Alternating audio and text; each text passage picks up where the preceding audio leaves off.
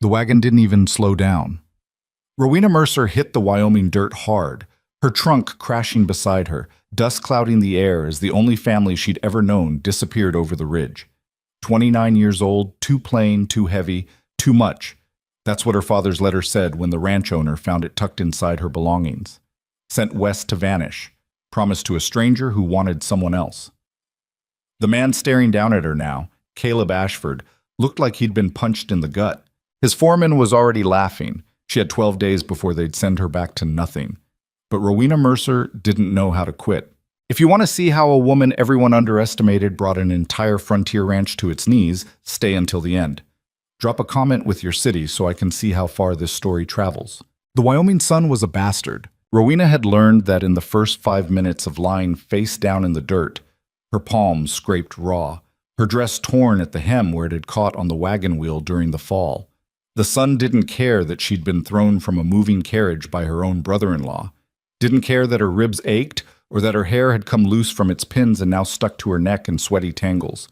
The Sun just kept beating down, indifferent and cruel, like everything else in her life. She pushed herself up slowly, tasting dust and blood where she'd bitten her lip. Her trunk lay on its side a few feet away, the latch broken, her few possessions spilling into the dirt. A cotton nightgown, a hairbrush with half the bristles missing, 3 books she'd read so many times the spines had cracked. That was it. That was everything she owned. The sound of boots on hard-packed earth made her look up. 3 men stood in a loose semicircle, backlit by the afternoon glare. She couldn't make out their faces clearly, but she could feel their stares. The weight of their judgment pressed down harder than the sun. The one in the middle stepped forward, tall, broad-shouldered, maybe 35. Dark hair, darker expression. His shirt was rolled to the elbows, his hands calloused and stained with what looked like axle grease. This, Rowena understood with a sinking certainty, was Caleb Ashford, the man who'd been exchanging letters with her sister for 6 months. The man who'd agreed to marry a pretty young woman of 23, not a worn-out spinster pushing 30. "You're not Vivian," he said.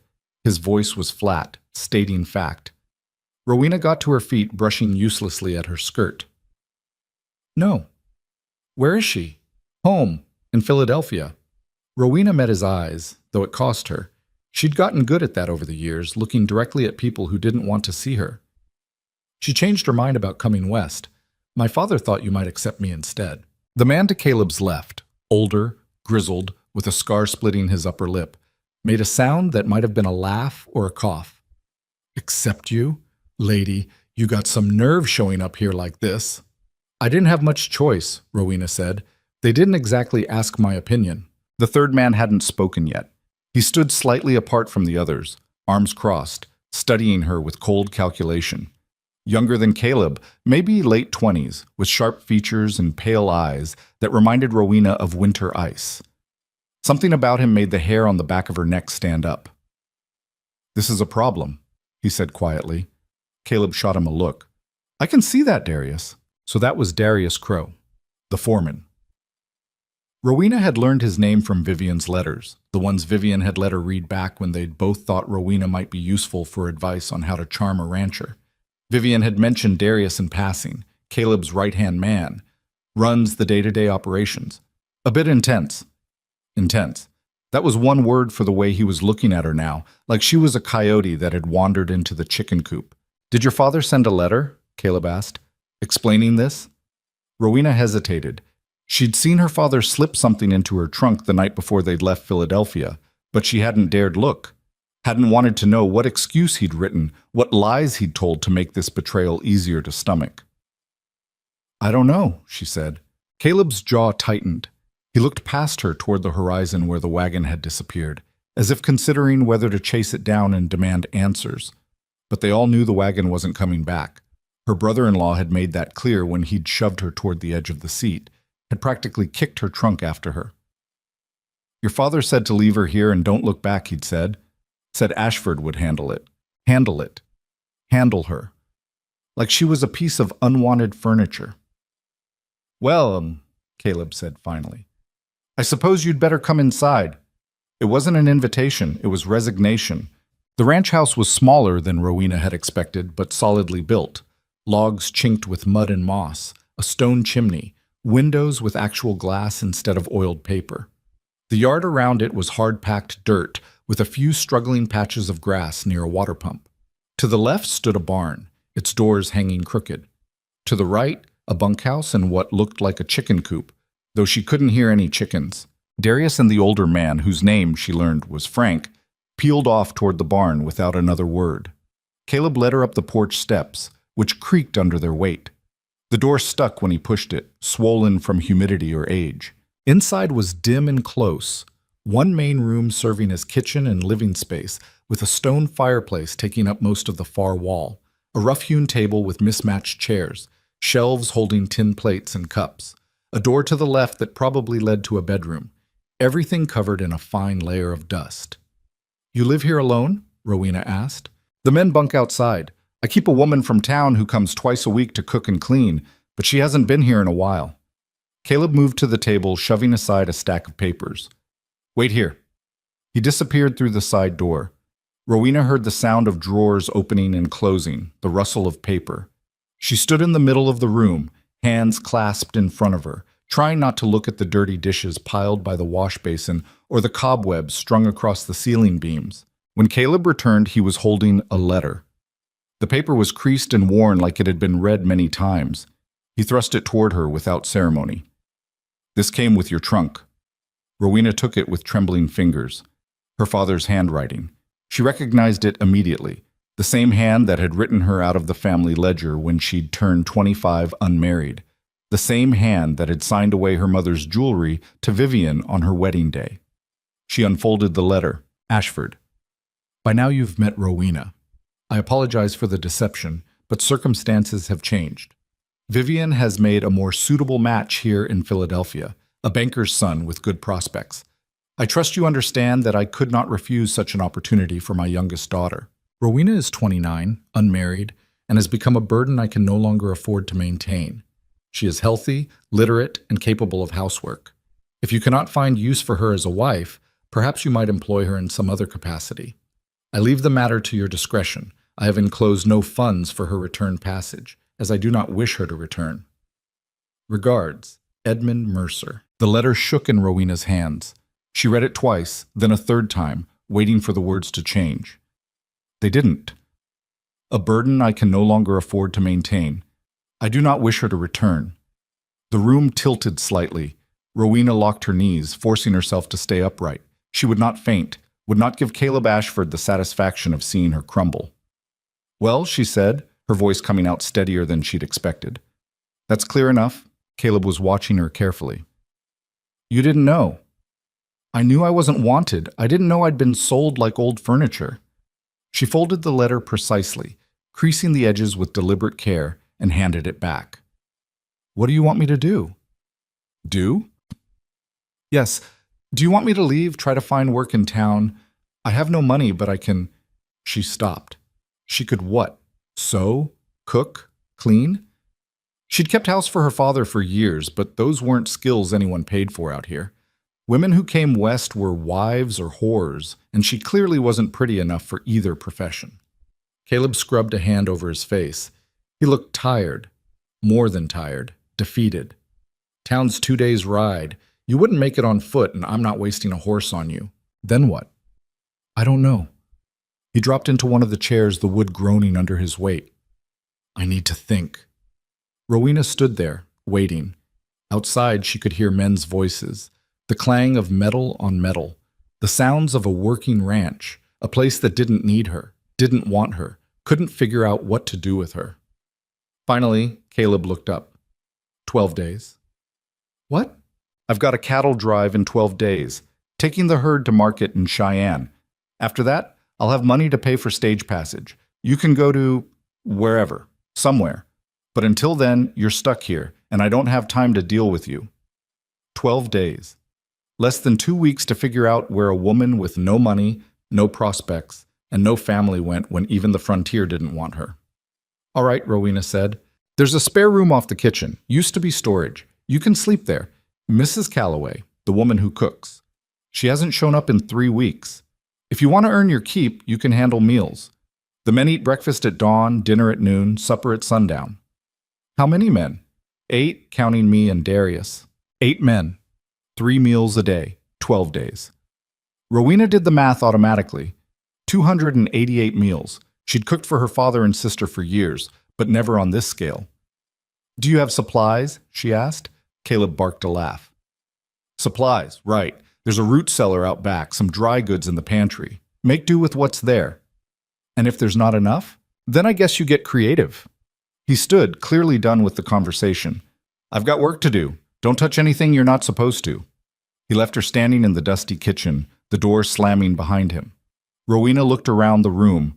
Dirty dishes, cobwebs, a floor that hadn't been swept in weeks, a stove that looked like it hadn't been cleaned in months. 12 days to prove she was worth the trouble of keeping alive. She rolled up her sleeves and got to work. The root cellar was worse than she'd expected. Rowena stood at the bottom of the ladder, holding a kerosene lamp, staring at rows of rotting vegetables and rusted tins, potatoes sprouting eyes like tiny fingers, onions gone soft and reeking, a barrel of flour with weevils crawling through it. Someone had been storing food down here and then forgetting about it, letting it spoil while the ranch hands went hungry or ate whatever slop they could scrape together. She climbed back up, her skirt catching on the ladder rungs, and found the pantry in similar condition. Beans that looked old enough to vote. Hardtack so stale it could double as roofing shingles. A few tins of peaches with labels too faded to read the dates. This wasn't just neglect. This was chaos. Rowena stood in the kitchen, hands on her hips, and started making lists in her head. What could be salvaged? What needed to be thrown out? What she'd need to make 8 men's meals for 12 days from what amounted to scraps and prayer. She was elbow deep in washing dishes when the door banged open. The kid who walked in couldn't have been more than 12, all knobby elbows and big ears. He stopped short when he saw her, eyes going wide. "Who are you?" he asked. "Rowena Mercer. Who are you?" "Toby Reed." He crept closer, curiosity overcoming caution. "You the lady Mr. Ashford was supposed to marry?" "No, that would be my sister. I'm the consolation prize." Toby frowned, working through that. "You gonna cook?" "Apparently." "Good. Frank's cooking tastes like boot leather." Despite herself, Rowena smiled. "I'll try to do better than boot leather." "You know how to make biscuits?" "Yes." "Real ones? Not the kind that break your teeth?" "Real ones." Toby's whole face lit up. "Can you make some now?" Rowena glanced at the disaster of the kitchen, the pile of dishes still waiting, the stove that needed blacking. "I'll make them for breakfast tomorrow, but you can help me finish cleaning up if you want." She'd expected him to bolt. Instead, Toby grabbed a rag and started drying dishes. "Why you helping?" she asked. He shrugged. "Ain't got nothing else to do. Mr. Ashford gave me the afternoon off 'cause I fixed the gate hinge." They worked in silence for a while. Toby wasn't particularly good at drying dishes. He kept leaving water spots, but he was company. The first person since she'd arrived who hadn't looked at her like a problem to be solved. "How long you been working here?" Rowena asked. "Since spring. My ma died last winter. Fever. Mr. Ashford said I could work for room and board till I'm old enough to draw wages. That was kind of him. He's all right, better than some." Toby paused. "Darius scares me, though." "The foreman?" "Yeah, he's got a mean streak. Hit one of the horses so hard last week it went lame. Mr. Ashford was mad about it, but he didn't do nothing, just told Darius to be more careful." Rowena filed that information away. "Where do you sleep?" "Bunkhouse, with the other men." "They treat you all right?" "Mostly. Frank's okay. Some of the others." He trailed off, shrugging again. Rowena finished the last dish and surveyed the kitchen. It still looked rough, but at least it was clean. She'd need to scrub the stove tomorrow, black it properly, and someone needed to fix that door so it didn't stick.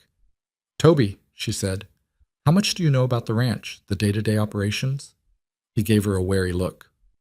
"Some." "Why?" "Because I need to understand what I'm working with if I'm going to feed everyone properly." "How often do supplies come in? Where's the nearest town? Who handles the money?" "Mr. Ashford handles money. Or supposed to. Darius actually does most of it." Toby shifted his weight. "Town's 2 days northeast. Supply wagon comes once a month, but it didn't come last month. Mr. Ashford said we couldn't afford it. Couldn't afford supplies, but he was planning a cattle drive. Those two facts didn't sit well together. When's the last time the ranch sold cattle? Rowena asked. Dunno. Before I got here, I think.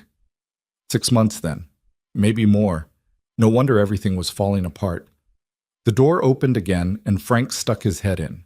He looked at Rowena, then at the clean kitchen, then back at Rowena. Huh, he said. You actually gonna earn your keep? I'm going to try.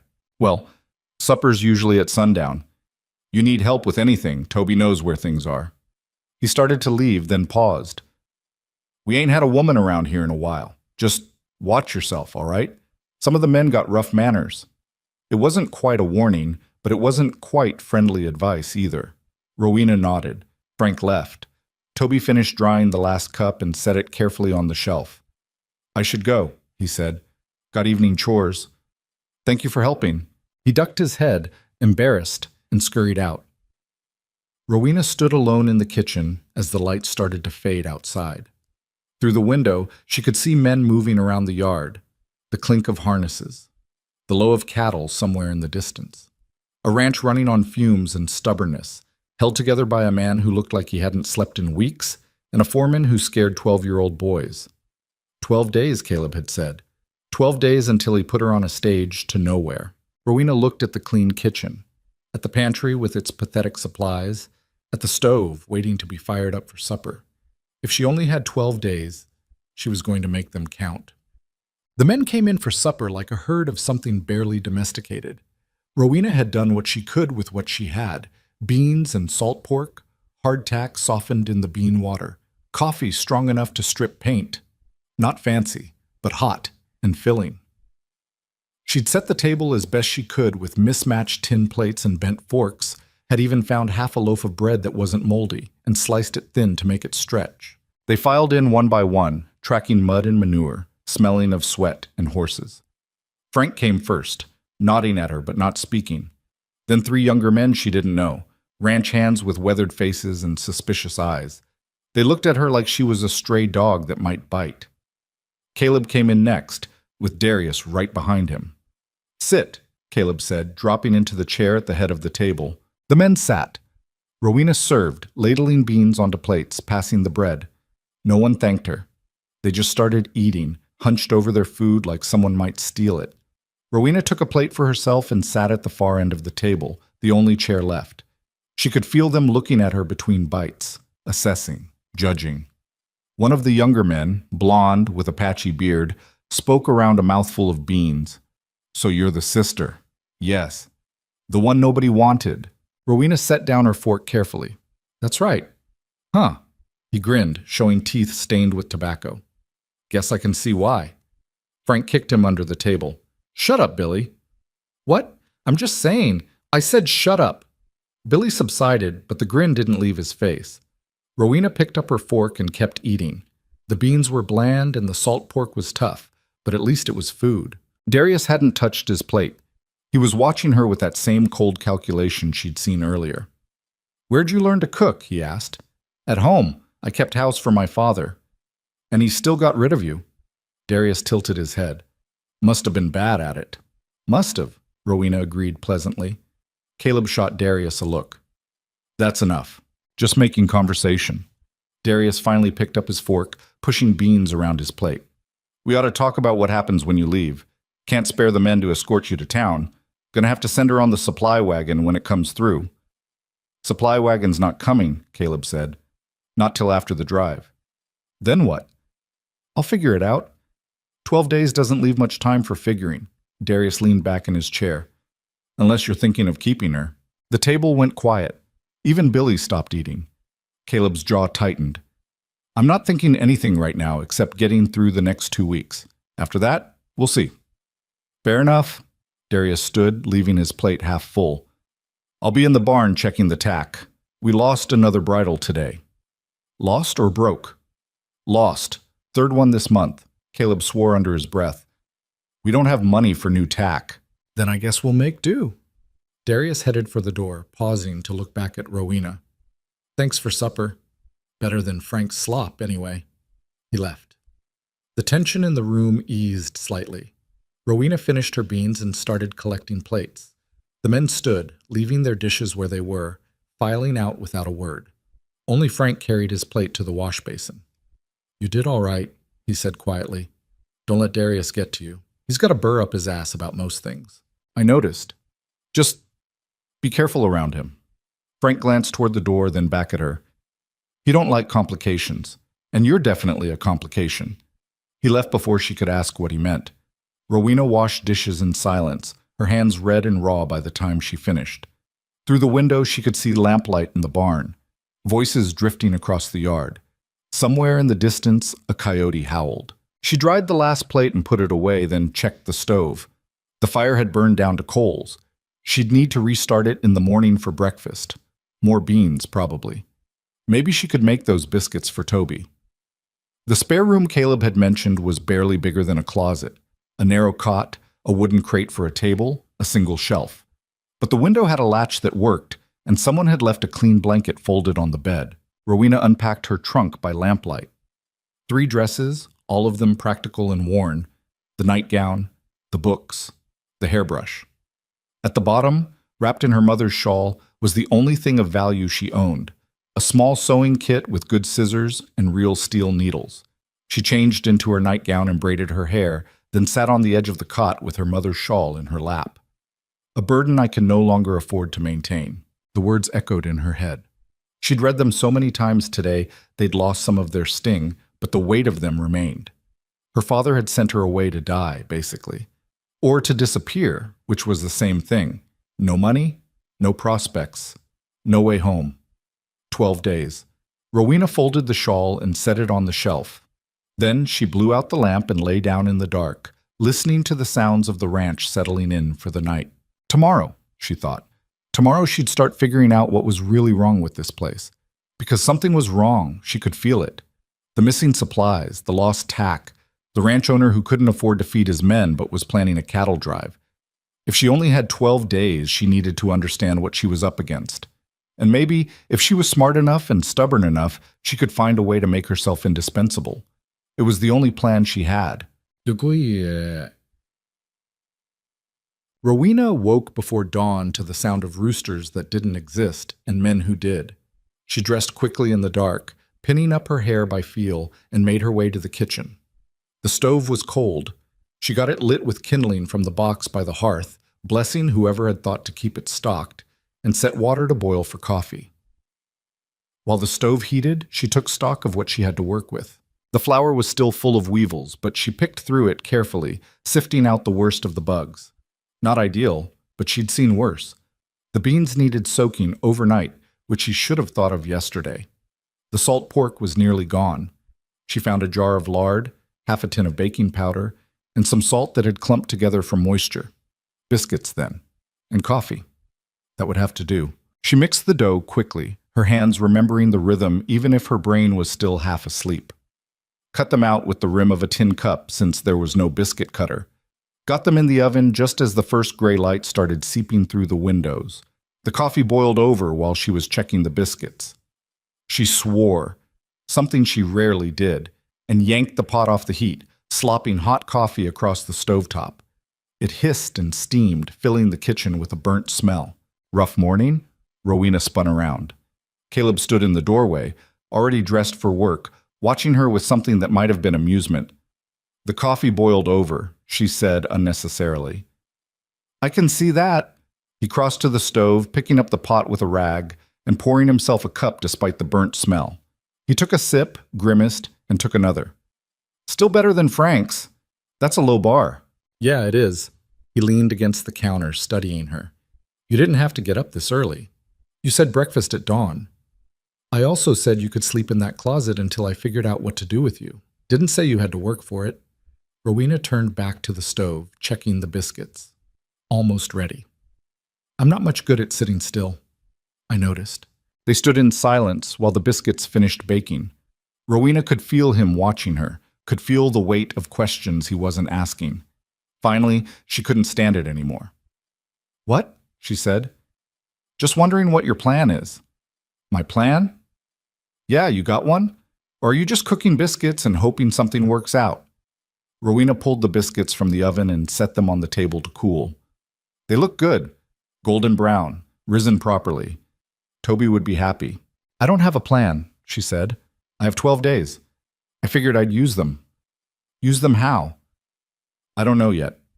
She poured herself coffee, blowing on it to cool it. But I'm good at figuring things out, always have been. And this place? She gestured around the kitchen. This place needs figuring out. Caleb's expression shifted. Not quite defensive, but close. What's that supposed to mean? It means your root cellar is full of rotten vegetables and your pantry's full of weevils. It means you've lost 3 bridles in a month and your supply wagon didn't show up and you're planning a cattle drive when you can't afford to feed your men properly. She met his eyes. It means something's wrong here, and you're either too busy to notice or too tired to care. She expected him to get angry, to throw her out. Instead, he just looked at her for a long moment, then laughed, a short, bitter sound. You got all that from one night? I've got eyes. Huh. He drained his coffee and set the cup down. Well, you're not wrong, but it's not your problem. Maybe not, but I'm here for 12 days anyway. Might as well make myself useful. The door banged open and men started filing in for breakfast. Toby came first, eyes lighting up when he saw the biscuits. Frank followed, nodding approvingly. Then the others, Billy with his mocking grin, 2 men she still didn't know, and finally Darius, looking like he hadn't slept. Rowena served biscuits and coffee, then stepped back to watch them eat. The biscuits disappeared in minutes. Toby ate 3. Even Billy looked grudgingly satisfied. Darius ate 1 biscuit slowly, chewing like he was testing for poison. Not bad, he said finally. Thank you. Mrs. Calloway used to make biscuits before she stopped coming. He looked at Caleb. You ever figure out why she quit? Said she wasn't getting paid regular enough. And were you? Paying her regular? Caleb's jaw tightened. I paid her what I could when I could. Right. Darius stood, brushing crumbs off his shirt. Well, now we got a new cook. One who works for free. Lucky us. He walked out. Rowena collected plates in silence. The other men left one by one until only Frank and Toby remained. Don't mind Darius, Frank said. He's always pissy in the morning. He's pissy all the time, Toby muttered. Frank cuffed him lightly on the ear. Watch your mouth. Now get to the barn. Those stalls won't muck themselves. Toby scrambled out. Frank lingered, turning his cup in his hands. You meant what you said? He asked. About figuring things out? Yes. Then start with the books. The books? Account ledgers. Mr. Ashford keeps them in his office, that little room off the main bedroom. If you want to know what's wrong with this place, that's where you'll find it. Frank set his cup down carefully. But be careful. Darius handles most of the accounts now. He don't like people poking around in his business. Why are you telling me this? Frank shrugged. Because something's been off for months, and Mr. Ashford's too stubborn to see it. Maybe a fresh pair of eyes will catch what he's missing. He headed for the door, then paused. Or maybe you'll just get yourself in trouble. Either way, I figure you got a right to know what you're walking into. He left. Rowena stood in the empty kitchen, surrounded by dirty dishes and the smell of burnt coffee. The books. She looked toward Caleb's bedroom door. Closed. He was probably out in the yard by now, working. She could hear voices outside, the sound of horses being led from the barn. It would be wrong to snoop through his private papers, wrong to go into his room without permission, but Frank had basically invited her to look. And if something was wrong with the ranch's accounts, if money was disappearing or being mismanaged, then Caleb had a right to know. And if Rowena could be the one to figure it out. She dried her hands on her apron and walked to the bedroom door. It opened with a creak. The room beyond was small and spare, a bed with a quilt that had seen better days, a trunk at the foot of the bed, a washstand with a cracked mirror, and in the corner a small desk piled high with papers. Rowena crossed to the desk, her heart hammering. The ledgers were right on top, 3 of them, leather-bound, the most recent one still open to a half-finished page. She picked it up carefully, carrying it to the window where the light was better. The entries were written in 2 different hands, one neat and precise, probably Caleb's, the other sloppier, harder to read. Darius's, she guessed. She started reading. Cattle sales, feed purchases, wages paid to the men, repairs to equipment. It all looked normal at first glance, but as she went back through the months, she started to notice inconsistencies. A payment for lumber that had no corresponding repair noted anywhere. A cattle sale that brought in less money than it should have based on the head count. Multiple entries for miscellaneous supplies with no details. And then 3 months back, a large withdrawal marked simply Operating Expenses, DC. DC. Darius Crow. Rowena flipped back further. More withdrawals, more vague entries, small amounts at first, then larger ones. Always initial DC. She was so focused on the ledger that she didn't hear footsteps until the door opened behind her. She spun around. Darius stood in the doorway, blocking the light. "Looking for something?" he asked softly. Rowena's fingers tightened on the ledger. She didn't move from the window, didn't try to hide what she was doing. There was no point. Darius had caught her red-handed. "I'm reading," she said. "I can see that." Darius stepped into the room, closing the door behind him. The click of the latch sounded very loud in the small space. "Question is why?" "Frank suggested I take a look at the accounts. Said something's been off." "Frank talks too much." Darius crossed his arms. "Those ledgers are ranch business, not yours." "Maybe not. But I'm the one cooking your meals and cleaning your kitchen, and I'd like to know if I'm working for a ranch that's actually going to survive the next month, or if I'm wasting my time." It was a gamble saying it that way. Aggressive instead of apologetic. But Rowena had learned long ago that apologizing just made men think they had the right to keep pushing. Darius studied her for a long moment. His pale eyes were unreadable. "What did you find?" he asked finally. "Inconsistencies. Money going out that doesn't match what's coming in, payments marked as operating expenses with no details." She held up the ledger. "This withdrawal here, 3 months ago, $500. What was it for?" "Supplies." "What kind of supplies?" "Feed, lumber, nails, things we needed." "Then why isn't it itemized? Every other supply purchase in this ledger has a list of what was bought and where. This one just says operating expenses." Darius's jaw tightened. "I was in a hurry when I wrote it, didn't have time to break it down. And this one?" Rowena flipped back a few pages. $200, same notation, and this one, $300, all within the last 6 months, all marked the same way. "What exactly are you accusing me of?" "I'm not accusing you of anything. I'm asking questions." "Sounds like accusing to me." Darius took a step closer. He was taller than her by half a foot, broader through the shoulders. The small room suddenly felt very cramped. "You've been here one day. You don't know how this ranch runs. You don't know what I do to keep this place from falling apart while Caleb drinks himself stupid every night." Rowena kept her voice level.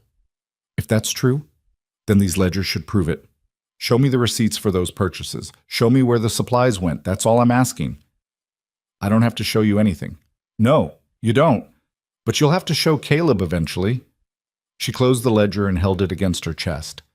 "And if there's nothing wrong, then there's no reason to get defensive about it." For a moment, she thought he might grab the ledger from her. His hands flexed at his sides and something dangerous flickered across his face. Then footsteps sounded outside, and voices, Caleb's voice, calling orders to someone in the yard. Darius stepped back. "You're making a mistake," he said quietly, "poking around in things you don't understand. This ranch has problems, yeah, but they're not the kind that get solved by some spinster playing detective." He left before she could respond, brushing past her close enough that she could smell horse sweat and tobacco on his clothes. Rowena stood there, clutching the ledger, her heart pounding so hard she could hear it in her ears. Her hands were shaking. She set the ledger down on the desk and pressed her palms flat against the wood, forcing them to steady. Frank had been right. Something was off. And Darius knew it. The question was whether Caleb knew it too. She heard the bedroom door open in the main room. Caleb must have come back inside. She grabbed the ledger and walked out before she could lose her nerve. Caleb was at the wash basin, scrubbing dirt from his hands. He looked up when she entered, his eyes going to the ledger. "What are you doing with that?" he asked. "Reading it. Frank said I should." "Frank needs to mind his own business." "Maybe. But he's not wrong." Rowena set the ledger on the table. "When was the last time you went through these accounts yourself? Actually sat down and checked the numbers?" Caleb dried his hands on a rag, his jaw tight. "I don't have time to sit around doing bookkeeping. That's why Darius handles it." "And you trust him?" "He's been my foreman for 3 years. Yeah, I trust him." Then you won't mind looking at these entries with me." Rowena opened the ledger to the page she'd marked. Here, $500. 3 months ago. Operating expenses. Do you remember what that was for? Caleb glanced at the page. Supplies, probably. That's what Darius said. But there's no itemization. Every other supply purchase has details. Where it was bought, what was included, who sold it. This one doesn't. So Darius was in a hurry when he wrote it down. So what? So there are 6 more entries just like it, all in the last 6 months, all for large amounts, all with no details. She flipped through the pages, showing him. Add them up, and you're looking at over $2,000 with nothing to show where it went. Caleb's expression didn't change, but something in his posture shifted. He pulled the ledger closer, studying the entries. Could be legitimate, he said finally. We've had a lot of emergency repairs, fence wire, new pump parts. The barn roof needed patching. Then where are the receipts? Darius keeps them. Where? I don't know. His bunk, probably, or the office in the barn. Caleb looked up at her. What are you trying to say? That Darius is stealing from me? I'm saying the numbers don't add up, and when I asked him about it, he got defensive instead of explaining. Caleb slammed the ledger shut. You've been here one day, and you think you know my foreman better than I do? I think I know accounting, and I know when something doesn't make sense. Darius has been keeping this ranch running while Caleb stopped himself, scrubbing a hand over his face. While I've been dealing with other things, he's earned the benefit of the doubt. And what have I earned? You? Caleb laughed, but there was no humor in it. You earned 12 days of room and board. That's it. You don't get to come in here and start making accusations. Rowena felt something hot and sharp rise in her chest. Anger, maybe. Or just the accumulated weight of a lifetime of being dismissed. Fine, she said. Then I'll keep my mouth shut and cook your meals and leave in 12 days. And when this ranch goes under because someone's bleeding you dry, you can tell yourself it's not my problem. She turned to leave, but Caleb's voice stopped her. Wait. She looked back. He was staring at the ledger, his jaw working. I'll talk to Darius, he said quietly. Ask him about the receipts, but I'm not making any promises. If he says it's legitimate, that's good enough for me. It wasn't what Rowena wanted to hear, but it was something. All right, she said. She went back to the kitchen and started cleaning up from breakfast, her hands working automatically while her mind spun. Darius had been stealing, she was almost certain of it. The defensive reaction, the vague entries, the way he tried to intimidate her into backing off. It all pointed to guilt, but proving it was another matter, especially if Caleb was determined to trust his foreman over a woman he'd known for less than 24 hours. The door opened and Toby slipped in, looking nervous. Miss Rowena? He said. Can I ask you something? Of course. He glanced toward the door, making sure they were alone. Is it true you were looking at the ranch books? Word traveled fast, apparently. Who told you that? I heard Darius talking to Billy. He said you were poking around where you shouldn't be. Toby twisted his hands together. Are you trying to help Mr. Ashford, or are you going to make trouble? Rowena set down the plate she'd been drying. I'm trying to help, but I might make trouble in the process. That bother you? No, ma'am, just... He looked down at his feet. Just be careful. Darius don't like people crossing him. Last year, one of the ranch hands tried to complain about short wages. Darius got him fired. Did the wages get fixed? No, ma'am. Rowena filed that away, too. Toby, how much do you know about the cattle? The ones Mr. Ashford's planning to drive to market? Some. I help with the branding and tagging. Why? How many head are we talking about? Toby thought for a moment. Last count was around 300, give or take. And when was that count done? 2 weeks ago, maybe? Darius and Mr. Ashford rode out to check the herd. 300 head. Rowena did quick math in her head. Even at low market prices, that should bring in enough money to keep the ranch running for at least a year. Maybe longer if they were careful. So why was Caleb acting like he was barely scraping by? Toby, she said slowly. Has the herd gotten smaller recently? Any cattle go missing? His face went carefully blank. Sometimes we lose a few to predators, wolves and such. How many is a few?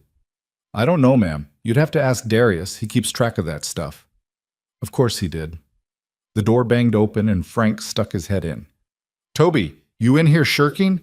No, sir. Just get your skinny ass to the corral. We got a horse with a loose shoe needs holding. Toby scurried out. Frank gave Rowena a long look. Heard you had an interesting morning, he said. News travels? Small ranch. Not much else to talk about. He stepped inside, lowering his voice. Did you find what I thought you'd find? Inconsistencies. Large withdrawals with no documentation, but Caleb doesn't want to believe it. Frank grunted. Darius has him snowed. Has for months. Man's good at his job when he wants to be, and Caleb's too buried in his own problems to look close. What problems? Frank hesitated, then shook his head. Not my story to tell, but let's just say Caleb's got reasons for drinking that don't have nothing to do with the ranch. He turned to leave, then paused. You planning to keep digging? I don't know. Depends on whether I want to get thrown out early or wait the full 12 days. For what it's worth, I think you should keep digging. This place needs someone who gives a damn, even if she's only here temporary. He tipped his hat. Just watch your back. Darius plays rough when he's cornered. He left her alone again. Rowena spent the rest of the morning working through the kitchen, taking inventory of what was actually usable and what needed to be thrown out. The list of things to throw out was depressingly long. By the time she finished, she had maybe enough food to last another week if she stretched it. That was a problem. A bigger problem than the missing money, at least in the short term. Because men who didn't eat didn't work. And men who didn't work didn't earn. She was pulling out potatoes to salvage what she could when she heard raised voices outside. Caleb and Darius, arguing. Rowena moved to the window. They were standing near the barn, both men tense. She couldn't hear everything they were saying, but she caught enough. Just show me the receipts and this whole thing goes away. Told you, I don't have time for this right now. $2,000, Darius. That's not nothing. Running this ranch while you drink yourself into the ground. The argument cut off abruptly. Caleb grabbed Darius by the front of his shirt, yanking him close. For a moment, Rowena thought they might actually come to blows. Then Caleb shoved him back and stalked away toward the house. Darius stood there for a moment, staring after him. Even from a distance, Rowena could see the cold fury on his face. Then he turned and looked directly at the kitchen window. Directly at her. Rowena stepped back from the glass, her pulse jumping. But it was too late. He'd seen her watching. She forced herself to turn back to the potatoes, to keep working like nothing had happened. But her hands were shaking again, and this time they wouldn't stop. Caleb came in a few minutes later, slamming the door hard enough to rattle the dishes. You were right, he said without preamble. He doesn't have the receipts. Rowena set down her paring knife. What did he say? That he threw them out. Said he didn't think we needed to keep every scrap of paper cluttering up the place. Caleb paced across the small kitchen. Could be true. Darius isn't exactly organized. Or he's lying. Or he's lying. Caleb stopped pacing and looked at her. I told him I want a full accounting of every dollar that went out in the last 6 months, line by line. He's got 3 days to produce it. And if he doesn't, then we'll figure it out. He didn't sound convinced. Look, I know you think you're helping, and maybe you are, but Darius is right about one thing. You don't know how this ranch works. You don't know what I've been dealing with. Then tell me. Why? You're leaving in 11 days. What's the point? Rowena met his eyes.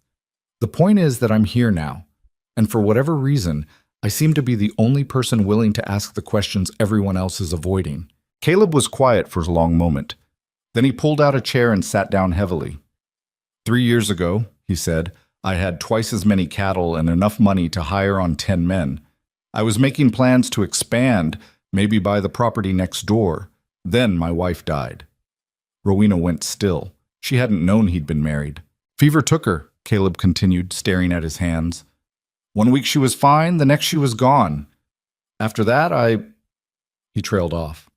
I stopped paying attention to things. Let Darius take over more and more of the day-to-day operations. Figured he'd keep things running while I got my head straight. And did you? Get your head straight? I'm working on it. He looked up at her. Point is, I trusted Darius because I didn't have the energy to do it myself. And maybe that was a mistake. But firing him now, right before a cattle drive that could save this ranch, that's not a mistake I can afford to make. Rowena understood what he wasn't saying. He needed Darius, even if Darius was stealing from him. Because without the foreman, the drive would fall apart. And without the drive, the ranch would fold anyway. What if there was another way? She asked. Another way to what? To handle the drive, to keep the ranch running. What if you didn't need Darius as much as you think you do? Caleb laughed bitterly. No offense, but you don't know the first thing about running a cattle drive. No, but I know accounting, and I know management, and I'm good at figuring out systems. She leaned forward. Give me access to all the records, not just the ledgers, but the cattle counts, the supply lists, everything. Let me map out what's actually going on here. Maybe I'll find something that helps. And maybe you'll just waste time we don't have. What's the alternative? Trust Darius and hope he's not lying? Hope the drive goes well and the money somehow appears? Caleb rubbed his temples. He looked exhausted. You realize if you're wrong about this, you'll have caused a lot of trouble for nothing. I know, but I don't think I'm wrong. He studied her for a long moment. Then he stood and went to his bedroom, returning with a key. There's a filing cabinet in the barn office, he said, handing her the key. All the old records are in there. Cattle counts going back 5 years, supply receipts, everything I haven't thrown away. If you want to dig through it, be my guest. He paused. But be discreet. And if Darius asks what you're doing, you're looking for old recipes from Mrs. Calloway. Understood? Rowena took the key. Understood. She waited until after lunch. More beans, more hardtack, before making her way to the barn. The office was a cramped space partitioned off from the main area, barely big enough for a desk and the filing cabinet Caleb had mentioned. It smelled like leather and dust and mouse droppings. The cabinet was locked, but Caleb's key fit. Inside were stacks of papers going back years. Rowena pulled out the most recent cattle counts and started reading. The numbers told a story. 3 years ago, just like Caleb had said, the herd had been twice the size it was now. Over 600 head. Then it started dropping. First gradually, then more rapidly over the last year. The official explanations varied: predators, disease, natural attrition, but the rate of loss was too consistent to be natural. Someone was stealing cattle, not a few here and there, but systematically, over time. Enough that the losses blended into the background noise of running a ranch. Rowena pulled out more documents: supply receipts, wage records, repair logs. The pattern became clearer. Whenever there was a large cash withdrawal from the accounts, there was a corresponding drop in the herd count within a few weeks, as if someone was selling cattle on the side and pocketing the money. She was so absorbed in the papers that she didn't hear footsteps until the door opened behind her. Billy stood in the doorway, that same mocking grin on his face. "Well, well," he said. "What's the lady doing in here?" Rowena straightened, trying to keep her voice casual. "Looking for some old supply lists. Mr. Ashford thought there might be some preserves stored somewhere I could use." "Uh-huh." Billy leaned against the door frame. "Funny, 'cause it looks like you're going through the cattle records." "I was just curious about—" "Save it!" Billy's grin widened. "Darius said you'd probably come snooping around. Told me to keep an eye out." Rowena's stomach dropped. "I'm not snooping. Mr. Ashford gave me permission to look through these records." "Did he now? Wonder if he knew you'd be trying to make trouble for Darius." "I'm not trying to make trouble for anyone. I'm trying to understand—" Yeah, you're trying to help." Billy pushed off the door frame. "Here's some free advice, lady. Stop trying. You're going to piss off the wrong person, and then those 12 days are going to feel real long." He walked away, whistling. Rowena's hands were shaking again as she gathered up the papers and shoved them back into the filing cabinet. She'd been caught. Billy would tell Darius, and Darius would— what? Confront Caleb? Confront her? She locked the cabinet and hurried back to the house, clutching the key like a lifeline. Caleb wasn't there. Neither was anyone else. The ranch had that mid-afternoon quiet, when all the men were out working and the sun beat down hard enough to make even thinking feel like effort. Rowena sat at the kitchen table and forced herself to breathe slowly. She'd found evidence, not proof, but strong evidence that Darius was stealing.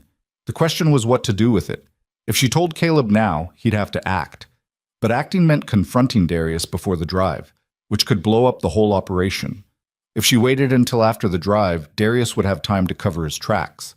Or worse, to disappear with whatever money the cattle brought in. There was no good option, just bad choices and worse ones. The door opened and Toby came in, his face pale.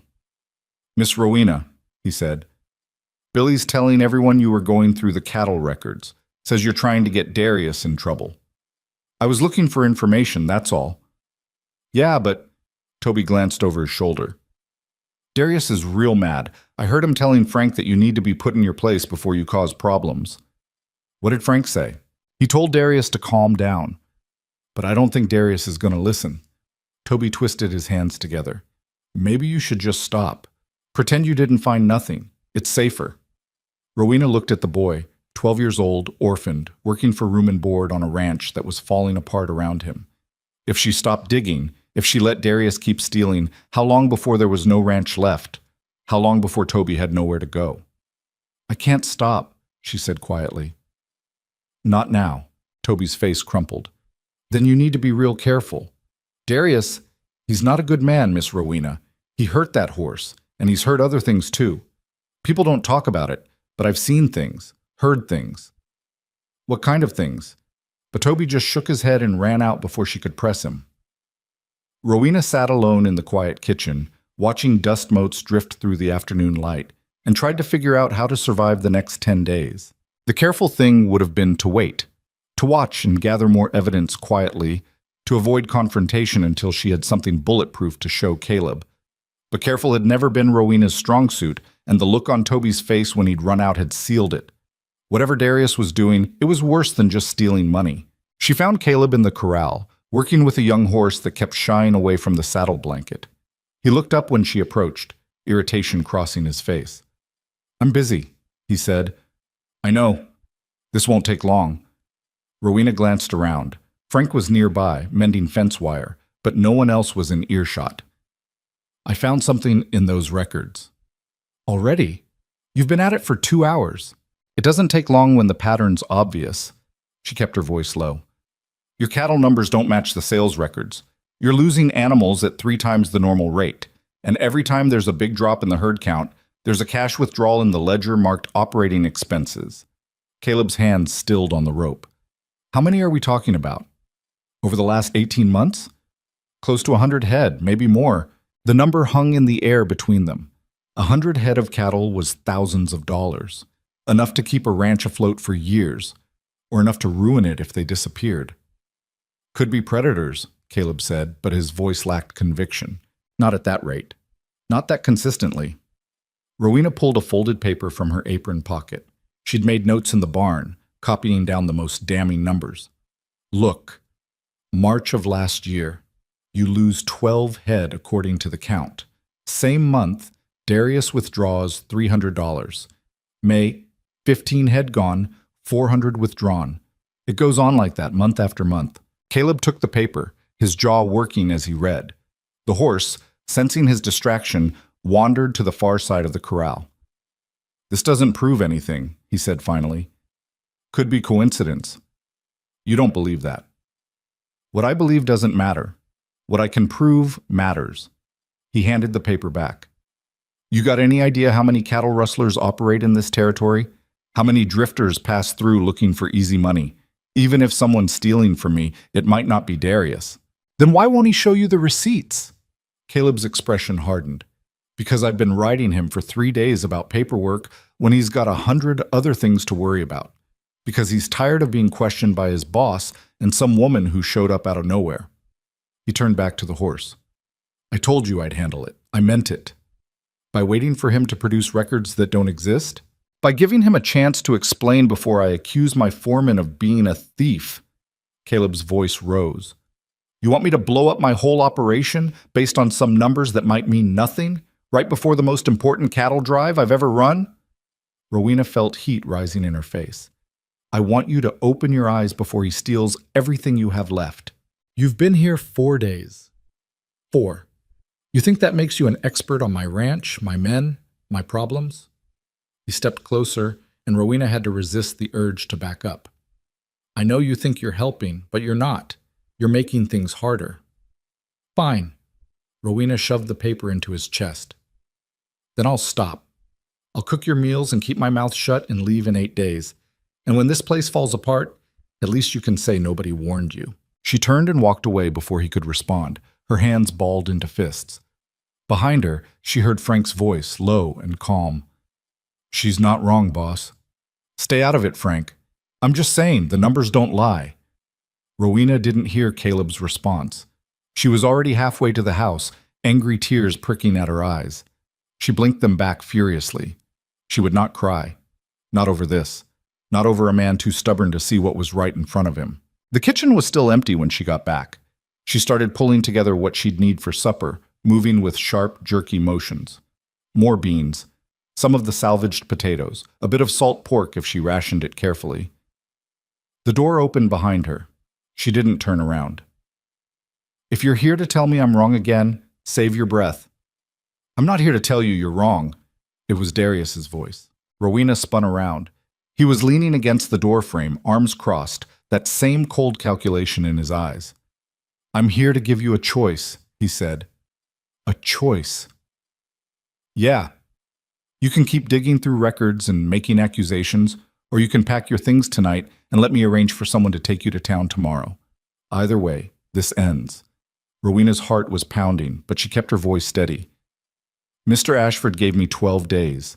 Mr. Ashford's not thinking clearly. Hasn't been for a long time. Darius pushed off the door frame and walked into the kitchen, not threatening exactly, but deliberate, taking up space. See, the thing about Caleb is he's soft, always has been. Gives people second chances they don't deserve. Keeps dead weight around because he feels sorry for them. Like Toby? Like you. Darius smiled, but it didn't reach his eyes. You're a problem, Rowena, and I don't like problems. Then you should probably stop creating them. The smile vanished. Careful. Or what? You'll hit me like you hit that horse? Threaten me like you threatened the ranch hand who complained about short wages? Rowena took a step forward instead of back. I'm not afraid of you. You should be. Why? Because you're a bully? Because you've convinced Caleb you're indispensable while you steal from him? She was shaking now, but not from fear, from anger. I know what you're doing. I know about the cattle you've been selling on the side, about the money you've been siphoning off, and sooner or later Caleb's going to know it too. Darius's face went very still. When he spoke, his voice was soft, dangerous. You can't prove any of that. Not yet. But I will. No, you won't, because you're going to keep your mouth shut and mind your own business for the next 8 days. And then you're going to get on that stage and disappear, just like your daddy wanted. He leaned in close enough that she could smell tobacco on his breath. Because if you don't, accidents happen, especially to people who don't know how to handle themselves out here. Long way between here and town. Lots of places a woman could get lost or hurt. Rowena's blood went cold. You're threatening me. I'm giving you advice, free of charge. Darius straightened up. Think about it. 8 more days of peace and quiet, or 8 days of wondering when something bad's going to happen. Your choice. He walked out. Rowena stood frozen in the kitchen, her breath coming in short gasps. She'd been threatened before. Her father had a talent for it. The quiet kind of menace that never left bruises but made you feel small and worthless. But this was different. This was a man who'd already proven he was willing to hurt things weaker than him. The door banged open again and Rowena jumped, her hand going to the knife on the counter. But it was just Toby, his eyes wide and scared. I heard, he said. I was outside the window. I heard what Darius said. Rowena forced herself to breathe. It's all right. It's not all right. He threatened you. You got to tell Mr. Ashford. And say what? That his foreman made vague comments about accidents? Caleb already thinks I'm paranoid. But, Toby. Rowena knelt down so they were eye level. Listen to me. I need you to do something for me. Can you do that? The boy nodded. I need you to stay close to the house for the next few days. Don't go anywhere alone with Darius or Billy. And if you see anything that seems wrong, you come to tell me right away. Understand? You think Darius is going to hurt me? I think Darius is going to try to scare me off. And the best way to do that is to hurt someone I care about. She gripped his shoulders. So you stay safe. Promise me. I promise. Toby's voice was small. But what about you? I'll be fine. I've dealt with men like Darius before. That was a lie, but Toby didn't need to know that. Now go on, and remember, stay close. He ran out, and Rowena stood up, her knees protesting. Her hands were still shaking. She gripped the edge of the counter and made herself think. Darius had shown his hand. That meant she was close to something he couldn't afford to have exposed. But it also meant she was running out of time. If he was threatening her openly, he was either desperate or confident he could get away with it. Maybe both. She needed proof. Real proof, not just suspicious ledger entries and missing cattle. Something solid enough that even Caleb couldn't ignore it. The question was where to find it. Supper that night was tense. The men ate in silence, Darius sitting at Caleb's right hand like always, his expression neutral. But every time Rowena walked past to refill coffee or clear plates, she felt his eyes on her. Billy kept smirking. Frank looked worried. Caleb didn't look at anyone, just shoveled food into his mouth like it was a chore to get through. Only Toby met Rowena's eyes, and the fear she saw there made her stomach clench. After the men left, she cleaned up quickly and retreated to her small room. She wedged the door shut with a chair. It didn't have a lock, and sat on the edge of the cot, trying to think. The cattle drive was in 7 days. If Darius was planning to make a move, it would be before then. Get rid of the problem woman before she could cause real trouble. But how? An accident during the drive itself? Or something sooner? Something that would look natural? A knock on the door made her jump. "It's Frank," a voice said. "Can I talk to you?" Rowena moved the chair and opened the door a crack. Frank stood there holding a kerosene lamp, his scarred face serious. "You all right?" he asked. "I'm fine." "That's bull.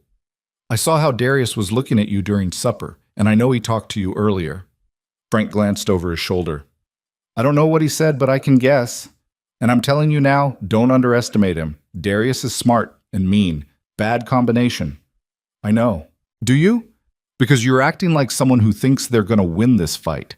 And I'm here to tell you, you won't. Not against Darius." Frank's voice was low and urgent. "Best thing you can do is exactly what he wants. Keep quiet, leave when your time's up, and don't look back." Rowena felt something in her chest tighten. "That's your advice? Run?" "That's my advice to stay alive. There's a difference." "What about Caleb? What about the ranch?" "Caleb's a grown man. He'll figure it out eventually. Or he won't. Either way, it's not your problem." "But Toby is a ranch hand. He'll find work somewhere else if this place folds." Frank shook his head. "I know you want to help. I respect that. But this ain't your fight, and you can't win it.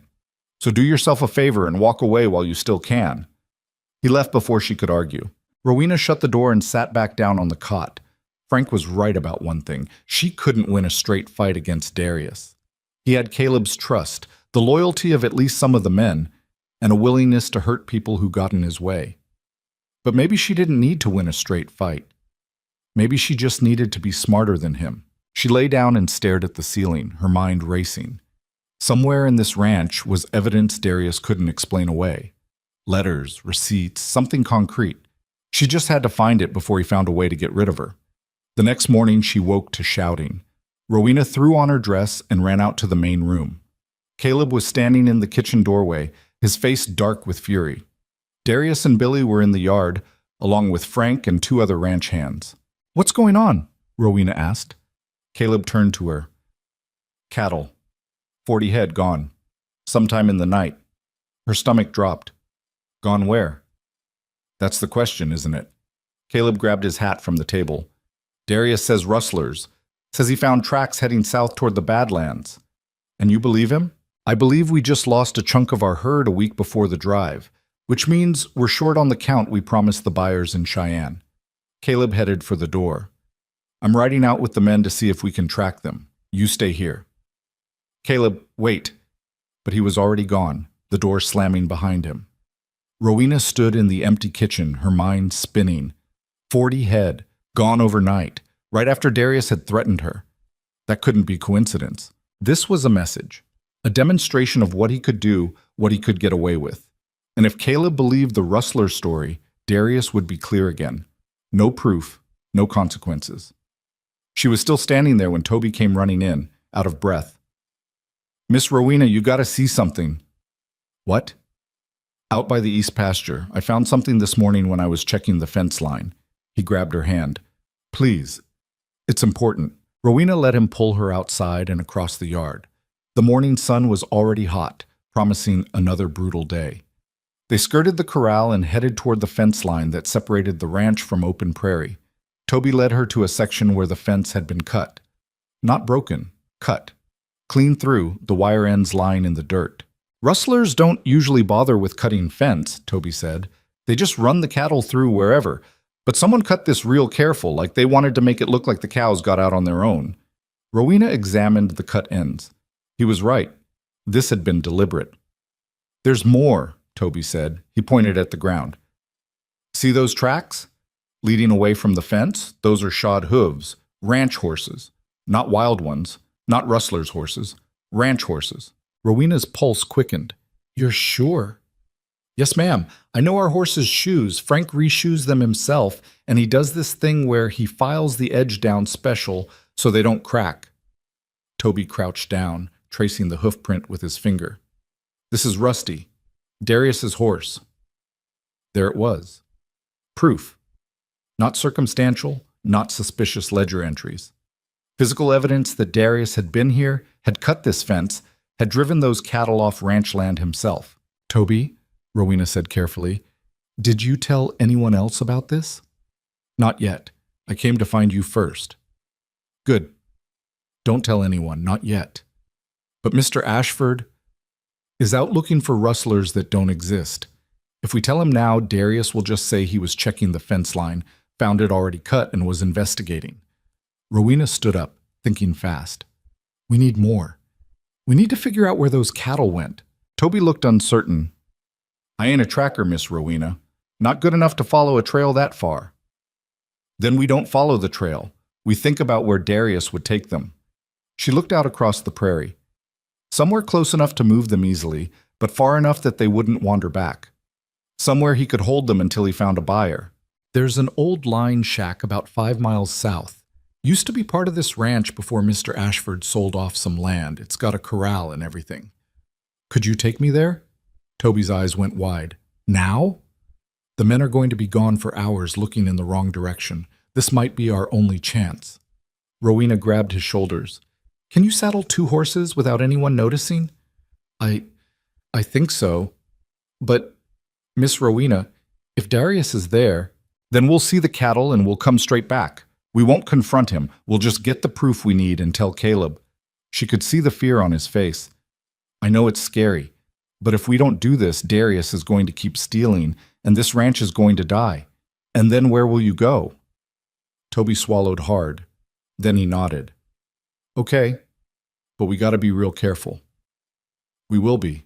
I promise. They walked back to the barn together, trying to look casual. Rowena's heart was hammering so hard she was sure everyone could hear it. This was reckless, stupid even, but it was also the only move she had left. Toby disappeared into the barn and came out 10 minutes later with 2 saddled horses, an old mare named Bess and a younger gelding Toby said was gentle. Rowena had ridden a handful of times in her life, all of them years ago, but she pulled herself up into the saddle and tried to look like she knew what she was doing. They rode out slowly, heading south away from the ranch. Once they were out of sight of the buildings, Toby kicked his horse into a faster pace, and Rowena did the same, gripping the saddle horn and trying not to fall off. The prairie stretched endlessly in every direction. Rowena had never felt so exposed, so visible. Anyone looking could see them. If Darius came back and found them gone. But they kept riding. The line shack appeared after about an hour, a sagging structure with a collapsed porch and broken windows. But the corral behind it was intact, and inside the corral were cattle. 40 head, maybe more. All of them wearing Ashford Ranch brands. Rowena pulled her horse to a stop, staring. There it was. Proof. Undeniable physical proof that Darius had stolen those cattle himself. We should go, Toby whispered. We got what we came for. But Rowena was looking past the corral to the shack itself. There was a horse tied outside, a big bay with distinctive white socks. Rusty, Darius's horse. Oh no, Toby breathed. The shack door opened and Darius stepped out. He looked at them for a long moment, then he smiled. Well, he said, this makes things easier. He started walking toward them. Rowena didn't think. She grabbed Toby's reins and kicked her horse hard. The mare bolted and Toby's gelding followed. Behind them she heard Darius shouting, heard the sound of him running for his horse. They rode hard across the prairie, the horse's hooves pounding the dry earth. Rowena had no idea if they were going the right direction. She just knew they had to get away, had to get back to the ranch before Darius caught up. But his horse was faster, fresher. She could hear him gaining on them. Split up, Toby yelled. He can't chase both of us. No, stay together! But Toby was already veering east, his horse stretching out into a full gallop, and Darius, after a moment's hesitation, went after Rowena instead. She tried to make the old mare go faster, but the horse was blowing hard, foam on her neck. They weren't going to make it. Darius was going to catch her, and then the mare stumbled. Rowena went flying, hitting the ground hard enough to knock the air from her lungs. She rolled, gasping, and looked up to see Darius pulling his horse to a stop 20 feet away. He dismounted slowly, deliberately, walked toward her. Rowena scrambled to her feet, backing away. Caleb knows where I am. If I don't come back, Caleb's 10 miles from here chasing ghosts. By the time he gets back, you'll have had a terrible accident. Horse through you, hit your head on a rock. Tragic. Darius kept coming. Should have taken my advice and left while you had the chance. Rowena's hand closed on a rock. Not big enough to do real damage, but better than nothing. Don't, Darius said. Don't make this harder than it needs to be. She threw the rock anyway. It hit him in the shoulder and he barely flinched. Then he lunged. Rowena tried to run, but he was faster. His hand closed on her arm, yanking her back. She twisted, clawing at his face, and managed to rake her nails across his cheek hard enough to draw blood. Darius swore and shoved her. She went down hard, her head cracking against something solid. Stars burst across her vision. Through the haze, she heard hoofbeats. Multiple horses. Darius heard them too. He looked up, his face going pale. Then Caleb was there, bum, jumping off his horse before it had fully stopped, grabbing Darius by the front of his shirt and slamming him into the ground. What the hell are you doing? Caleb's voice was raw with fury. Darius tried to answer, but Caleb hit him. Once, twice, hard enough that Rowena heard something crack. Frank appeared, pulling Caleb back. Boss, stop! You'll kill him! He was going to hurt her. I know, but you gotta calm down. Frank looked at Rowena. You all right, miss? Rowena touched the back of her head and her fingers came away wet with blood. I think so. Toby pushed through the circle of men and dropped to his knees beside her. I got them. I rode as fast as I could, and I found Mr. Ashford, and I told him about the shack and the cattle, and he came right away. You did good, Rowena managed. You did real good. Caleb hauled Darius to his feet. The foreman's nose was bleeding, his lips split. The cattle, Rowena said. At the line shack, 40 head, all with your brand. Caleb looked at Darius. That true? Darius spat blood. You're taking her word over mine? Some woman you've known for 5 days? I'm taking evidence over excuses. Frank, Billy, ride to the line shack. If those cattle are there, drive them back to the ranch. Caleb's voice was cold. And Darius? You're done. Pack your things. If you're still on my land by sundown, I'll have you arrested. For what? Moving some cattle. For theft. For assault. For whatever else I can prove once I go through those ledgers properly. Caleb shoved him toward his horse. Get out of my sight. Darius mounted up, blood dripping from his chin. He looked at Rowena one last time. This isn't over, he said quietly. Then he rode away. Caleb made her ride his horse back. He walked alongside, leading the old mare, his hand on the stirrup like he was afraid she might fall off. Rowena's head throbbed with every step the horse took, and when she touched the back of her skull again, her fingers came away sticky. How bad is it? She asked. Bad enough. Frank's going to look at it when we get back. Caleb's jaw was tight. What the hell were you thinking, riding out there alone? I wasn't alone. Toby was with me. A 12-year-old boy. That's who you took for backup. He looked up at her, his eyes hard. You could have been killed. I found proof. That's what matters. Proof doesn't mean anything if you're dead. His voice cracked slightly. I should have listened to you sooner, should have seen what Darius was doing, but I was too damn stubborn, and you almost paid for it. Rowena didn't have an answer for that. Her head hurt too much to think straight, and the adrenaline was wearing off, leaving her shaky and cold despite the heat.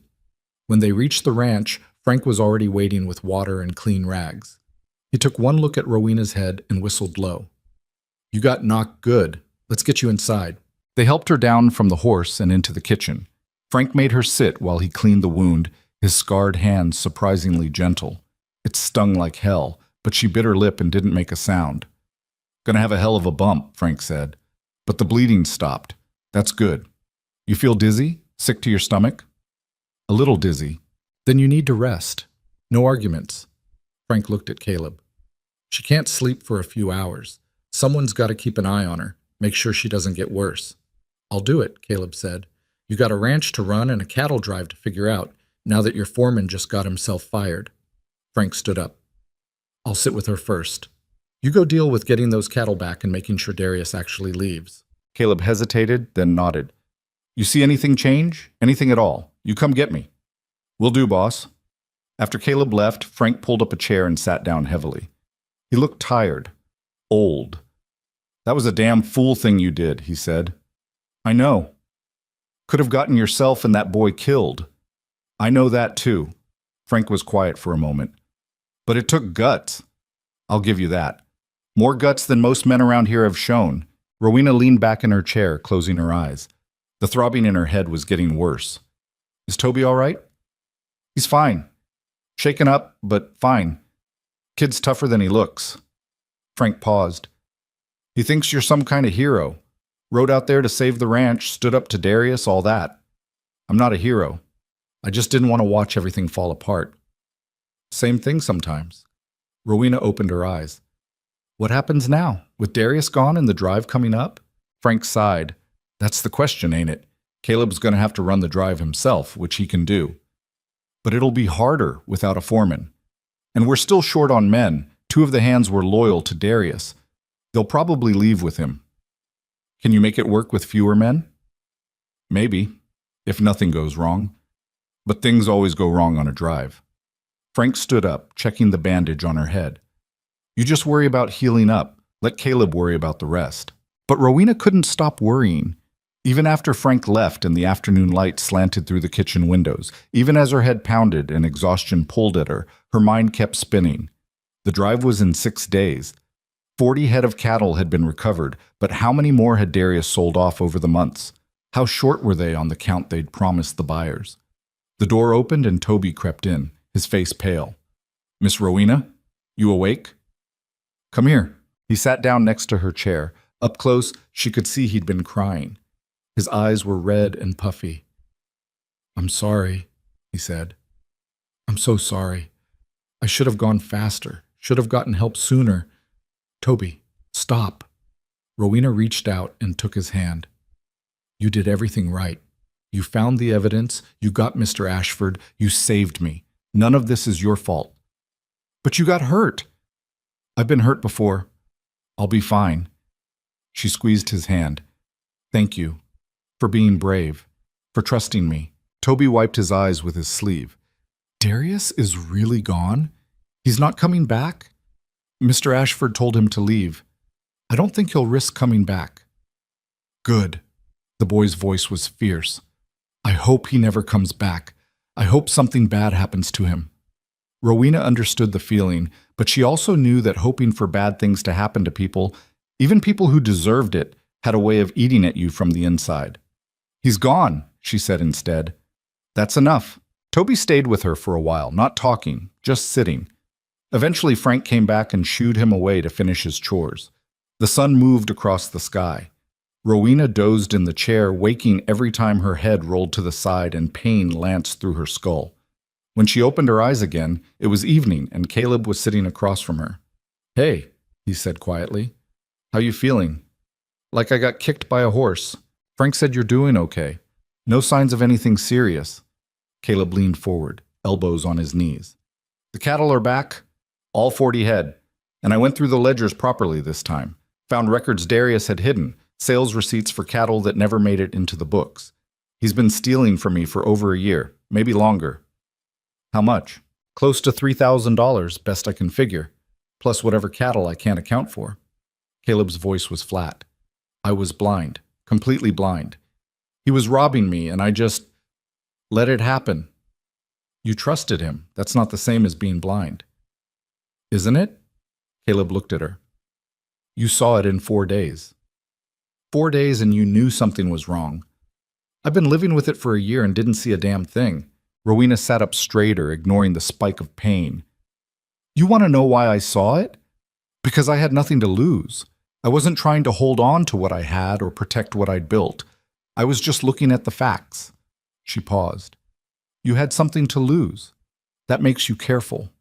sometimes too careful. Caleb was quiet for a long time. Outside, she could hear the men calling to each other as they settled the horses for the night. The ordinary sounds of a ranch that had just lost its foreman and was facing an uncertain future. "I owe you an apology," Caleb said finally, "for not listening sooner, for letting it get as bad as it did. He stopped. "For almost getting you killed because I was too stubborn to see the truth." "You didn't almost get me killed. Darius did. And I'm the one who rode out there knowing it was risky." Rowena met his eyes.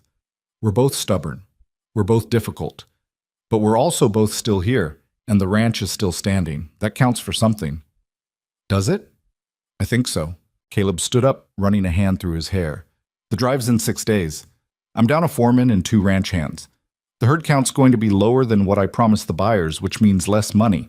And I've got a woman with a head injury who should be resting, but probably won't." Despite everything, Rowena smiled. "You're right about that last part. I figured." He moved toward the door, then stopped. "Those 12 days I gave you, consider them canceled. You can stay as long as you need, longer if you want. This ranch owes you that much." He left before she could respond. Rowena sat alone in the darkening kitchen, her head throbbing, her body aching, and for the first time since she'd been thrown from that wagon, she felt something that might have been hope. The next 3 days were chaos. Caleb worked from before dawn until after dark, reorganizing everything Darius had managed. He promoted Frank to foreman, which Frank accepted with a grimace and a comment about being too old for this kind of responsibility. 2 of the ranch hands did leave with Darius, just like Frank had predicted. That left them with 6 men for a drive that really needed 8. Rowena, despite Frank's orders to rest, threw herself into preparing. If the men were going to be gone for 2 weeks driving cattle to Cheyenne and back, they'd need supplies. Food that would keep, medical supplies in case someone got hurt, everything organized and packed properly. She worked through the pantry systematically, making lists of what they had and what they needed. The list of what they needed was longer. "We can't afford half this stuff," Caleb said when she showed him. "Then we get creative. I can make hardtack that won't break teeth. I can cure more meat if you can spare a couple chickens. And I found some wild onions growing down by the creek. Not much, but better than nothing." Caleb looked at the list, then at her. "You know you don't have to do this. Frank can handle the supply prep." "Frank's got enough on his plate learning how to be a foreman in 3 days. Let me do this." "Your head is fine. The headaches are getting better, and I need to do something useful or I'm going to go crazy sitting around." He didn't argue after that. Rowena worked alongside the ranch cook who'd finally shown up after 3 weeks of absence, a widow named Mrs. Yates who took one look at the disaster of a kitchen and started swearing impressively. Together they baked enough hardtack to feed an army, cured meat, packed dried beans and coffee, and put together a medical kit that included bandages, alcohol for wounds, and a bottle of laudanum in case someone broke a bone. Toby shadowed Rowena whenever he could, helping carry supplies and asking questions about everything. He was supposed to stay at the ranch during the drive. Too young, Caleb said, and besides, someone needed to look after things while they were gone. The boy was disappointed but trying hard not to show it. On the 3rd day after Darius left, a stranger rode up to the ranch. Rowena saw her first from the kitchen window. A woman, maybe 23 or 24, sitting side saddle on a gray mare. She was wearing a traveling dress that had probably been expensive once but was now dusty from the road, dark hair pinned up in an elaborate style, a face that would have been pretty if it wasn't pinched with what looked like fury. Rowena's stomach dropped. She knew that face. She'd lived with it for 29 years. Vivian. Caleb was in the barn when Vivian dismounted. By the time he came out, she was already standing in the yard, her riding crop in one hand, looking around with an expression of disdain. "You must be Mr. Ashford," she said. Her voice was high and clear, practiced. "I'm Vivian Mercer. I believe you were expecting me." Caleb stopped in his tracks. "I was expecting you 6 months ago." "Yes, well, there were complications. But I'm here now ready to fulfill our arrangement." Vivian smiled, and it was the smile she used when she wanted something. Rowena had seen it 1,000 times. "I hope my arrival isn't too much of an inconvenience." "Your arrival?" Caleb's voice was flat. "Lady, you're about half a year too late. I stopped expecting you when your sister showed up in your place." Vivian's smile faltered. "My sister? Rowena's here?" She is. I see. Vivian's expression went cold. Well, that must have been a disappointment, but I'm here now, and surely you'd prefer the bride you actually wanted, rather than the one you got stuck with. Rowena had heard enough. She pushed open the kitchen door and walked out into the yard. Vivian's eyes widened. Rowena, what are you still doing here? I thought Father said you'd only be here temporarily. Temporarily turned into permanently, or at least longer than 12 days. Rowena crossed her arms. What are you doing here, Vivian? I came to marry Mr. Ashford, of course, as was arranged. The arrangement was 6 months ago. You chose the banker's son, remember? Or did that fall through? Color rose in Vivian's cheeks. That's none of your concern. It is if you're here trying to take my place. Your place? Vivian laughed. You don't have a place here. You're just the substitute Father sent when I couldn't come. But now I'm here, and we can correct that mistake. Caleb held up a hand. Hold on. Nobody's correcting anything. Miss Vivian, I don't know what you think is happening here, but I'm not interested in marrying you. Or anyone else, for that matter. Vivian turned to him, her smile back in place. Surely you don't mean that. I know I'm late, but nothing. You're late. I've moved on, and your sister's earned her place here. That's the end of it. My sister? Vivian's voice rose. Mr. Ashford, you can't be serious. Rowena is... She's not suitable for a frontier ranch. She's too old, too plain, too... Careful, Caleb said quietly. You're talking about someone I respect. Someone who's done more for this ranch in a week than you could do in a year. Vivian's mouth opened and closed. She looked between Caleb and Rowena, her face mottling with anger and embarrassment. This is ridiculous, she said finally. I came all this way. I have a contract, letters proving our arrangement, which you broke when you didn't show up 6 months ago. Caleb's voice was firm. I'm sorry you made the trip for nothing, but there's nothing here for you. Best you head back to town and catch the next stage home. I don't have money for passage home. I spent everything I had getting here. Of course she did. Rowena closed her eyes briefly. Vivian had always been terrible with money, always assuming someone else would bail her out. Why did you really come? Rowena asked. The banker's son didn't work out, did he? So you thought you'd fall back on your backup plan. Vivian's face crumpled. For just a moment she looked young and scared and lost. He called off the engagement, said I was too expensive to maintain. Father was furious. He said he was done supporting me, that I'd made my choice and now I had to live with it. So you came here. Where else was I supposed to go? Vivian's voice broke. I have nothing, no money, no prospects, no husband. I thought at least here I could take what I'd built, slide into the role you abandoned, and pretend nothing happened. Rowena shook her head. That's not how this works, Vivian. You always hated me, always resented me for being younger and prettier. I never hated you. I pitied you, because you never learned that being pretty isn't enough, that eventually you have to actually be worth something beyond your face. Vivian flinched like she'd been slapped. Caleb looked between the two sisters, his expression unreadable. Miss Vivian, I can give you a place to sleep tonight and breakfast in the morning. After that, you'll need to figure something else out. I'm not marrying you and I'm not supporting you. That clear? Vivian nodded mutely. Good. Rowena, can you show her where to wash up? We'll sort out sleeping arrangements later. He walked away, leaving the two sisters standing in the yard. Rowena gestured toward the house. Come on, you look like you're about to fall over. Vivian followed her inside, moving like someone in a daze. In the kitchen, Rowena poured water from the pitcher and pushed it across the table. Drink. Vivian drank. Her hands were shaking. How long have you been traveling? Rowena asked. 4 days. The stage broke down twice. I had to sell my jewelry to pay for the last leg of the journey. Vivian looked up, and her eyes were wet. I didn't know where else to go. I thought maybe you'd help me. Help you steal my place? It was supposed to be my place. I was the one who was supposed to marry Mr. Ashford, not you. Rowena sat down across from her sister. And you gave it up. You chose Philadelphia and the banker's son and everything you thought you wanted more. That's not my fault. I know. Vivian's voice was small. I know it's not your fault, but you're my sister. Doesn't that count for something? It counts. But I'm not giving up what I've built here just so you can slide in and pretend you didn't make a mistake. Rowena paused. You want help? Fine. You can stay tonight. Tomorrow we'll figure out what you're actually good at and see if there's work for you somewhere. But you're not marrying Caleb, and you're not taking my place. Vivian stared at her. You've changed. I had to. Turns out being thrown away teaches you to value yourself. They sat in silence for a moment.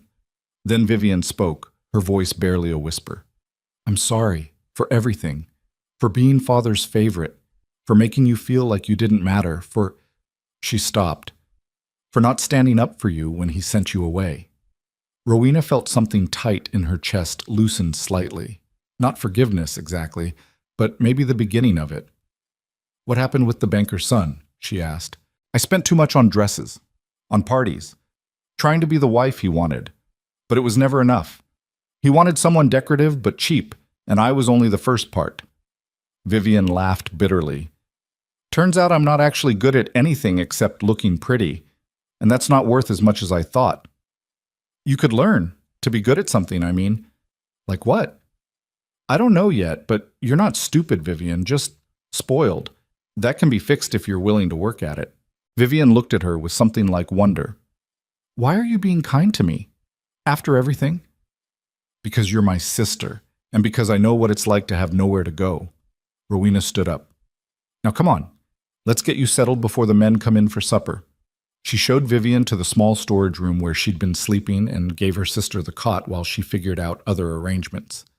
Vivian collapsed onto it fully dressed and was asleep in seconds. Rowena stood in the doorway, looking at her sister's face, so familiar, so different from her own. Pretty, where Rowena was plain. Delicate, where Rowena was solid.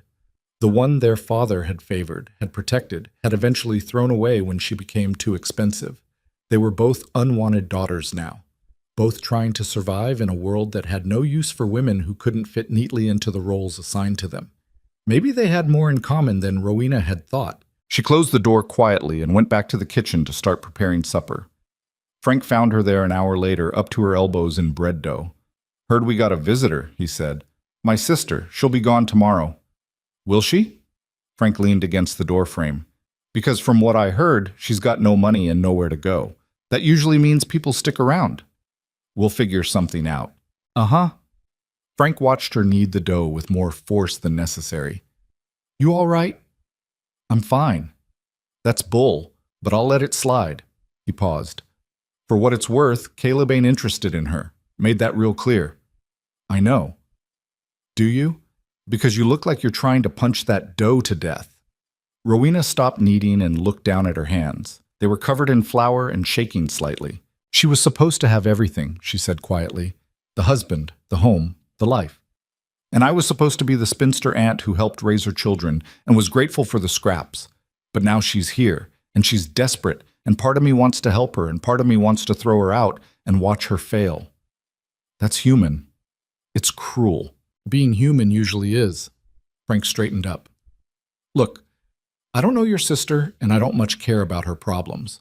But I know you, and you're not the kind of person who can watch someone suffer and not help, even if they deserve it a little.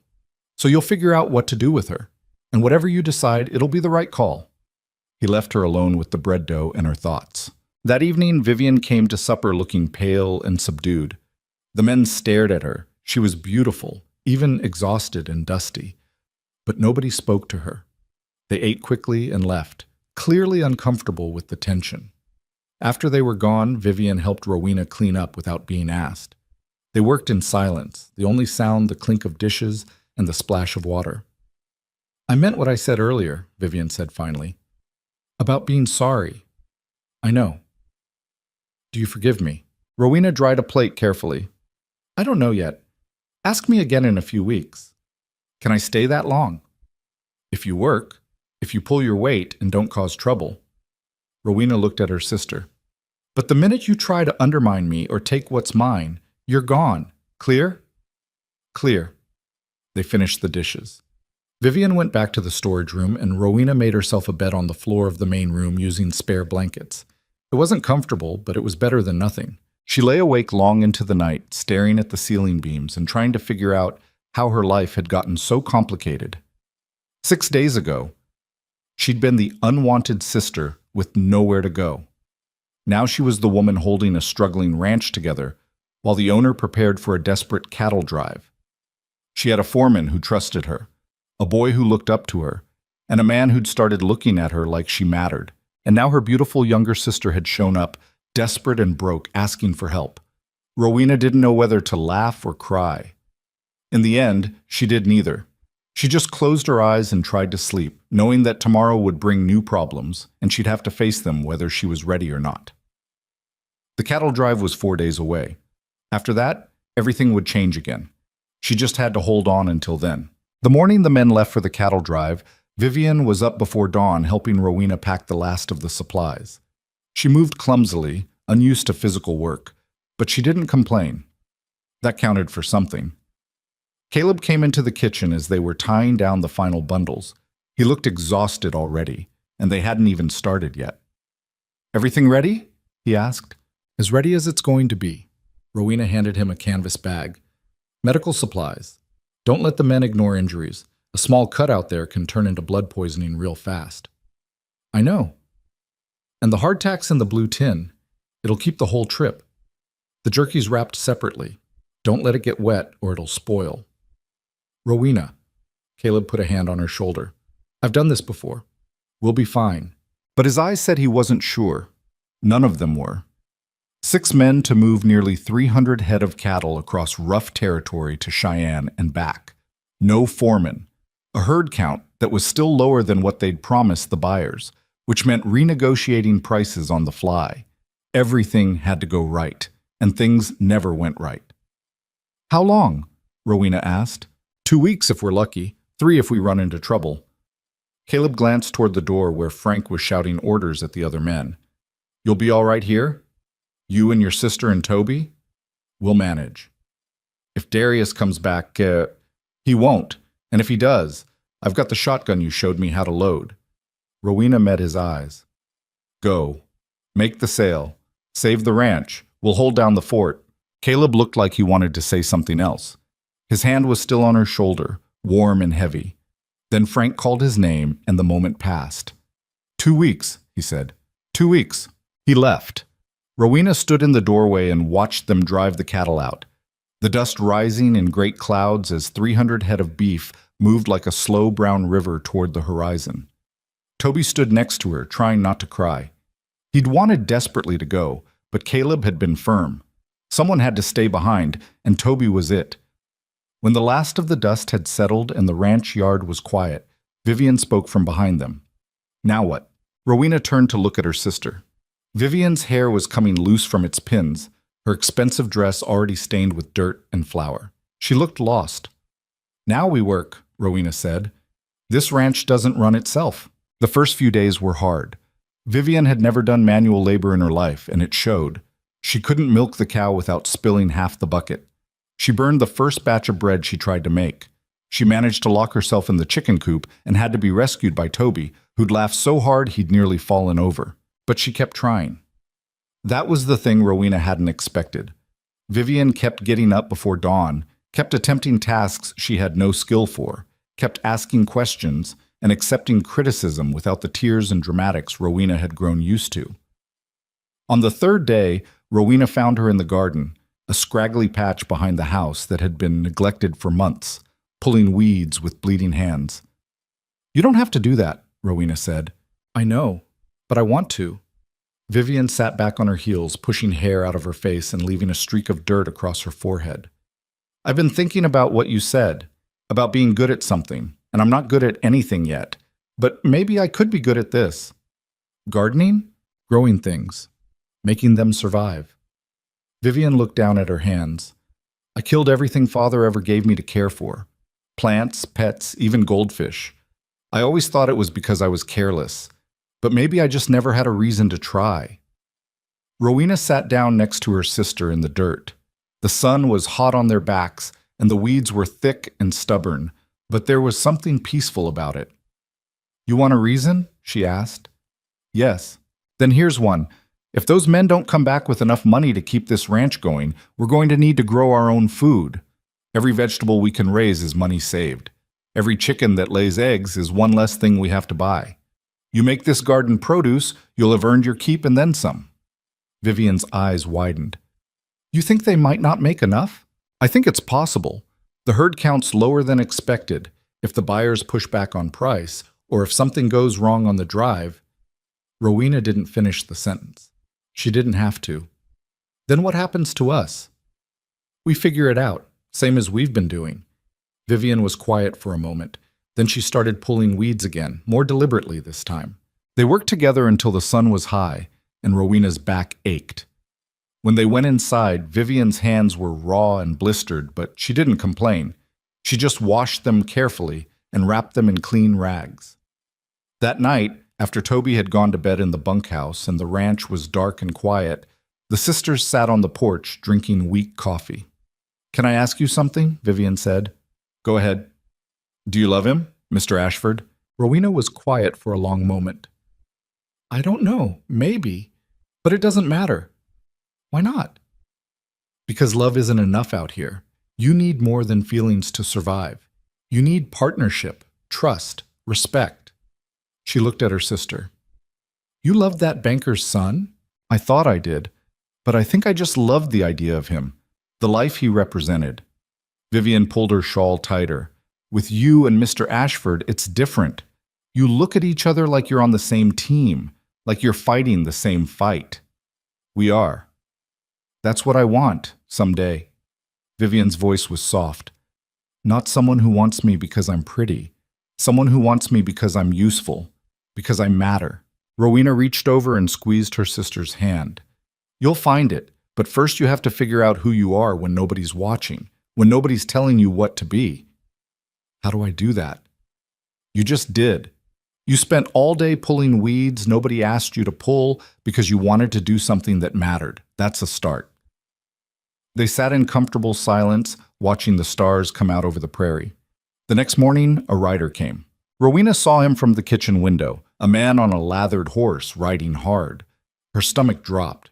A rider coming back this soon couldn't mean anything good. She ran out to meet him. It was one of the ranch hands, a quiet man named Peters. He slid off his horse and nearly collapsed.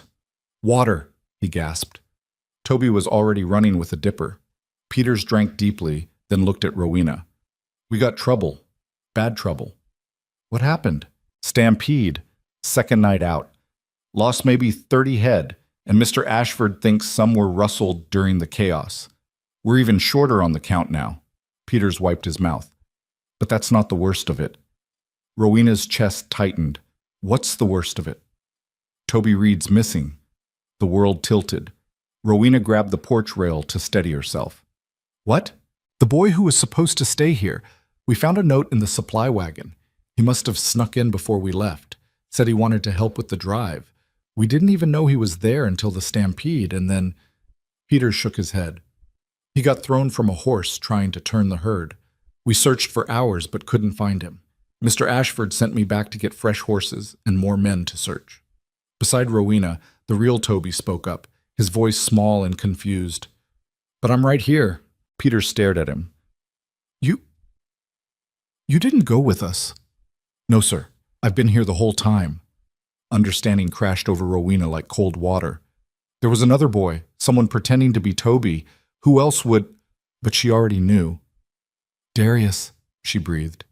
Peters's face went pale. "Darius is gone. Mr. Ashford fired him. And he wanted revenge. What better way than to sabotage the drive?" Rowena's mind was racing. "He could have hidden in the supply wagon, caused the stampede, stolen cattle during the confusion. And now you're wasting time looking for a boy who doesn't exist while he gets away with stolen cattle and Caleb's short on the count." "But the note said—" "The note was a diversion, to make you search instead of moving forward with the drive." Rowena turned to Vivian. "How many fresh horses do we have?" 3, maybe 4. "Saddle them. Peters, you're going back with a message. Tell Caleb to stop searching and get those cattle to market. Tell him Darius was behind it, and if he moves fast, he might catch him." "Miss Rowena, I can't just—" "Yes, you can, because every hour you waste searching for a boy who's safe at home is an hour Darius gets further away with stolen cattle." She gripped his arm. Trust me, I've been right about Darius before. Peters hesitated, then nodded. All right, I'll tell him. Good. Vivian will get the horses ready. You rest for 20 minutes, then ride hard. And Peters? She waited until he met her eyes. Tell Caleb we're fine. Tell him not to worry about us. After Peters left, Rowena stood in the yard trying to think. Darius had been planning this. The stampede wasn't random. It was calculated. Steal cattle during the chaos, plant a false trail, waste time and resources while he escaped. But where would he take the cattle? He couldn't sell them locally. Too risky. He'd need to drive them somewhere far enough away that nobody would ask questions. Mexico, maybe, or one of the mining towns where stolen cattle were common currency. The Badlands. That's where he'd go first. The same area where he'd hidden the 40 head. Remote, hard to track, plenty of places to hold cattle temporarily. Rowena made a decision. Toby, she said, can you handle the ranch for a few days? The boy's eyes went wide. By myself? You and Vivian, between the two of you, you can manage the basics, feed the animals, collect eggs, keep things running. Where are you going? To do something stupid. Rowena looked at her sister. Vivian, I need you to be honest. Can you do this? Can you keep this place going if I'm not here? Vivian straightened her shoulders. Yes, I can do it. You're sure? No, but I'll do it anyway. Vivian grabbed Rowena's hand. What are you planning? I'm going after Darius. Are you insane? He tried to kill you once already. I know, but I also know where he's probably hiding those cattle. And if I can get proof, real proof, and get word to Caleb, they might be able to recover enough head to make the sale. Rowena pulled away gently. I have to try. Then I'm coming with you. No, I need you here. This ranch needs someone who gives a damn about it, and right now that's you. Vivian's eyes filled with tears, but she nodded. Be careful, please. Rowena packed light. Water, dried meat, a knife, the shotgun. She saddled the steadiest horse, an old gelding named Buck, who wouldn't spook easily. Then she rode out before she could change her mind. The line shack was a day's ride south. Rowena pushed Buck as hard as she dared, stopping only to rest him and check her direction. The prairie stretched endless and empty, the sun beating down mercilessly. She reached the shack just before sunset on the second day. From a distance, she could see smoke rising from the chimney. Someone was there. Rowena left Buck tied a quarter-mile away and crept closer on foot. The corral behind the shack held cattle, maybe 20 head, all wearing Ashford brands. And standing by the corral, rolling a cigarette, was Darius. He wasn't alone. 2 other men were with him, rough-looking types who were clearly hired help. They were discussing something, voices carrying in the still evening air. Move them tomorrow night. Got a buyer waiting in Laramie. Cash, no questions. What about Ashford's drive? Won't they come looking? Darius laughed. They're too busy searching for a kid who ain't there. By the time they figure it out, we'll be long gone. Rowena had heard enough. She crept back to Buck and rode hard for the nearest town, a dusty collection of buildings about 10 miles east. She found the sheriff's office just as the sun was setting. The sheriff was a gray-haired man with a belly that hung over his belt. He listened to her story with skeptical eyes. You're telling me Darius Crow is rustling cattle from the Ashford Ranch? I'm telling you, he's at the old line shack right now with 20 head of stolen cattle and plans to sell them tomorrow night in Laramie. And you know this how? Because I heard him say it. The sheriff leaned back in his chair. Lady, I've known Darius for 3 years. He's a hard man, but he ain't a thief. He is, and I can prove it if you'll just ride out there with me. I ain't riding anywhere on the word of some woman I never met. The sheriff waved her off. You want me to investigate? Bring me real evidence, not just stories. Rowena felt frustration rising in her throat. By the time I get evidence, he'll be gone. I don't have to do anything. Now, if you'll excuse me, I got better things to do than chase phantom rustlers. He turned away, dismissing her. Rowena left the sheriff's office with her hands shaking. She'd been so sure he'd help, so sure that proof of Darius's theft would be enough. But she should have known better. Nobody listened to women out here, especially women with no money, no husband, no power. She stood in the dusty street as the sun set and tried to think. She couldn't catch Darius herself.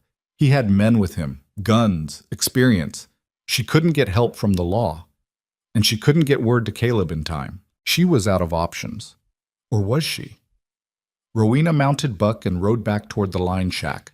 This time she didn't stop a quarter mile away. She rode straight up to the corral, the shotgun across her lap. Darius looked up from the fire, his face registering surprise, and then something colder. "Well," he said, "you got a death wish coming back here alone." "I'm not alone. The sheriff knows you're here. I told him everything." It was a lie, but Darius didn't know that. His eyes narrowed. "You're bluffing." "Am I? You want to risk it?" Rowena kept the shotgun pointed at him. "Here's what's going to happen.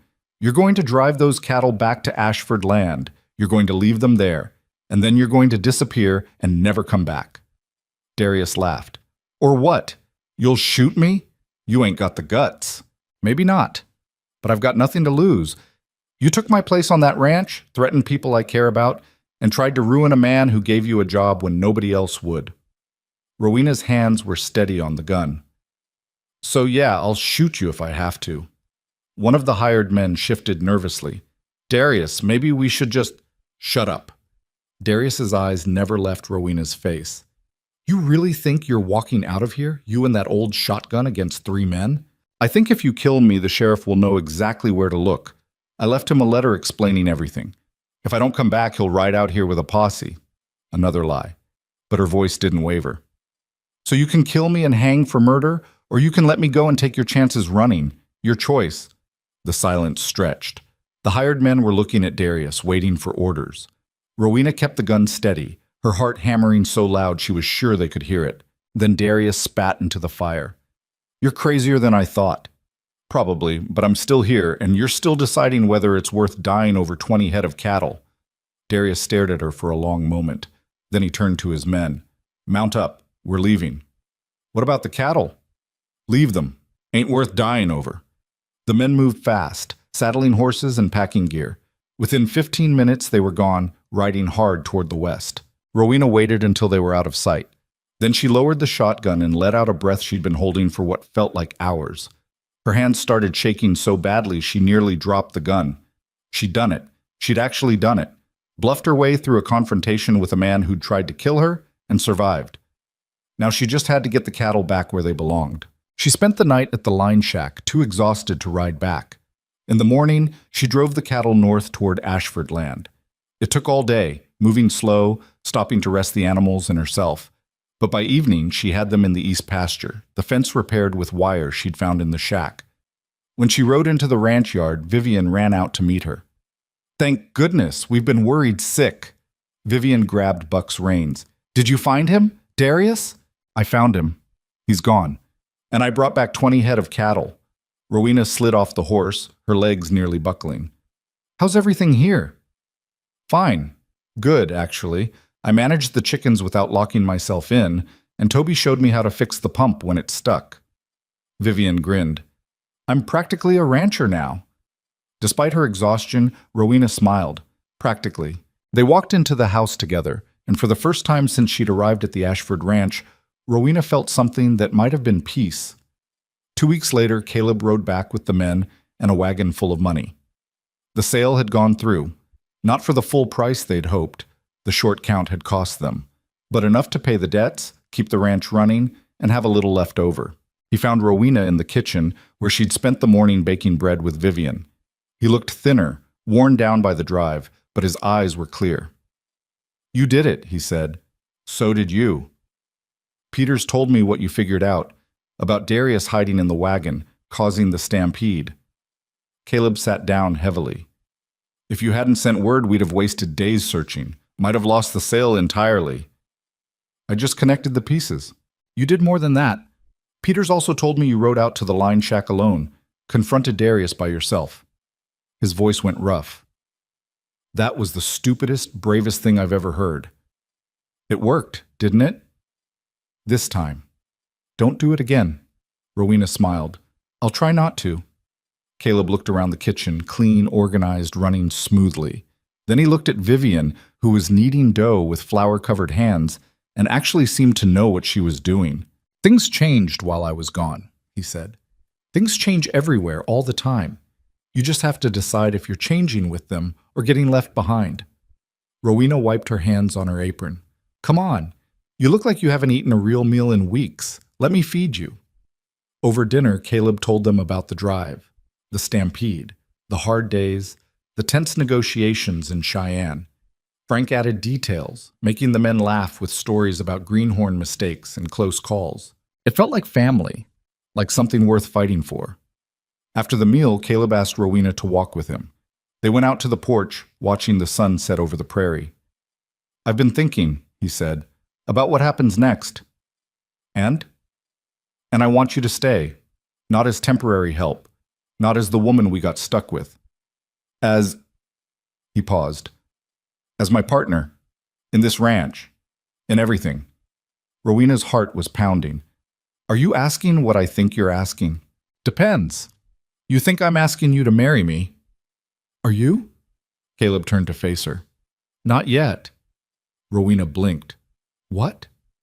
"I'm asking if you want to, someday, when we're both ready, when it's not about necessity or gratitude or keeping the ranch afloat, when it's just because we want to." He took her hand. "You told your sister that love isn't enough out here. You were right. But partnership is, and we've got that. So I'm asking if you want to build on it, see where it goes."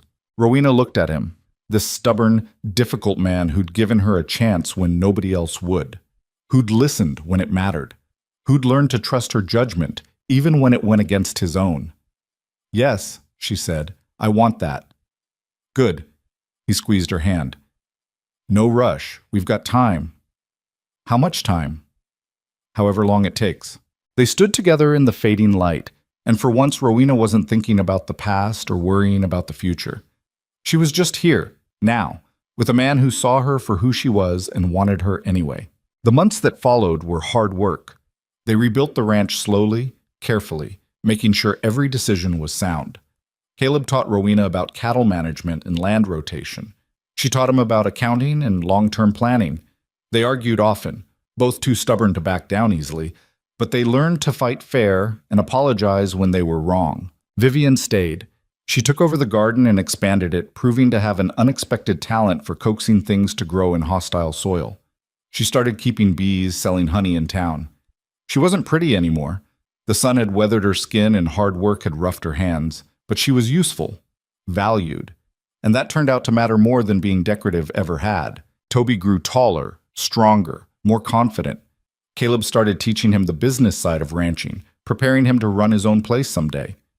And Rowena became something she'd never expected to be. Essential. Not because she was needed in a crisis, but because the ranch ran better with her there. Because she'd earned her place through sweat and stubbornness and refusing to quit. On an autumn day, almost a year after she'd been thrown from that wagon, Caleb asked her again. They were sitting on the porch after a long day, watching the cattle graze in the distance. The ranch was profitable now. The debts were paid. The future looked possible instead of desperate. "Rowena Mercer," he said, "will you marry me?" She didn't answer right away. She looked out at the land she'd helped save, the home she'd helped build, the life she'd fought for when everyone said it was impossible. "On one condition," she said. "Name it. We make this ranch more than just ours. We make it a place for people like us, like Vivian and Toby. People who got thrown away or ran out of options. We give them a chance to prove they're worth something." Caleb was quiet for a moment. Then he smiled. "Deal." "Then yes, I'll marry you." They married in the spring, in the ranch yard with everyone who mattered watching. Frank gave her away.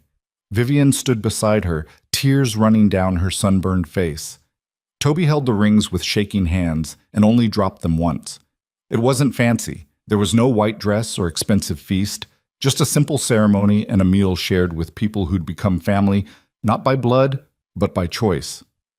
Afterward, someone asked Rowena if she'd ever imagined her life turning out like this. "No," she said honestly.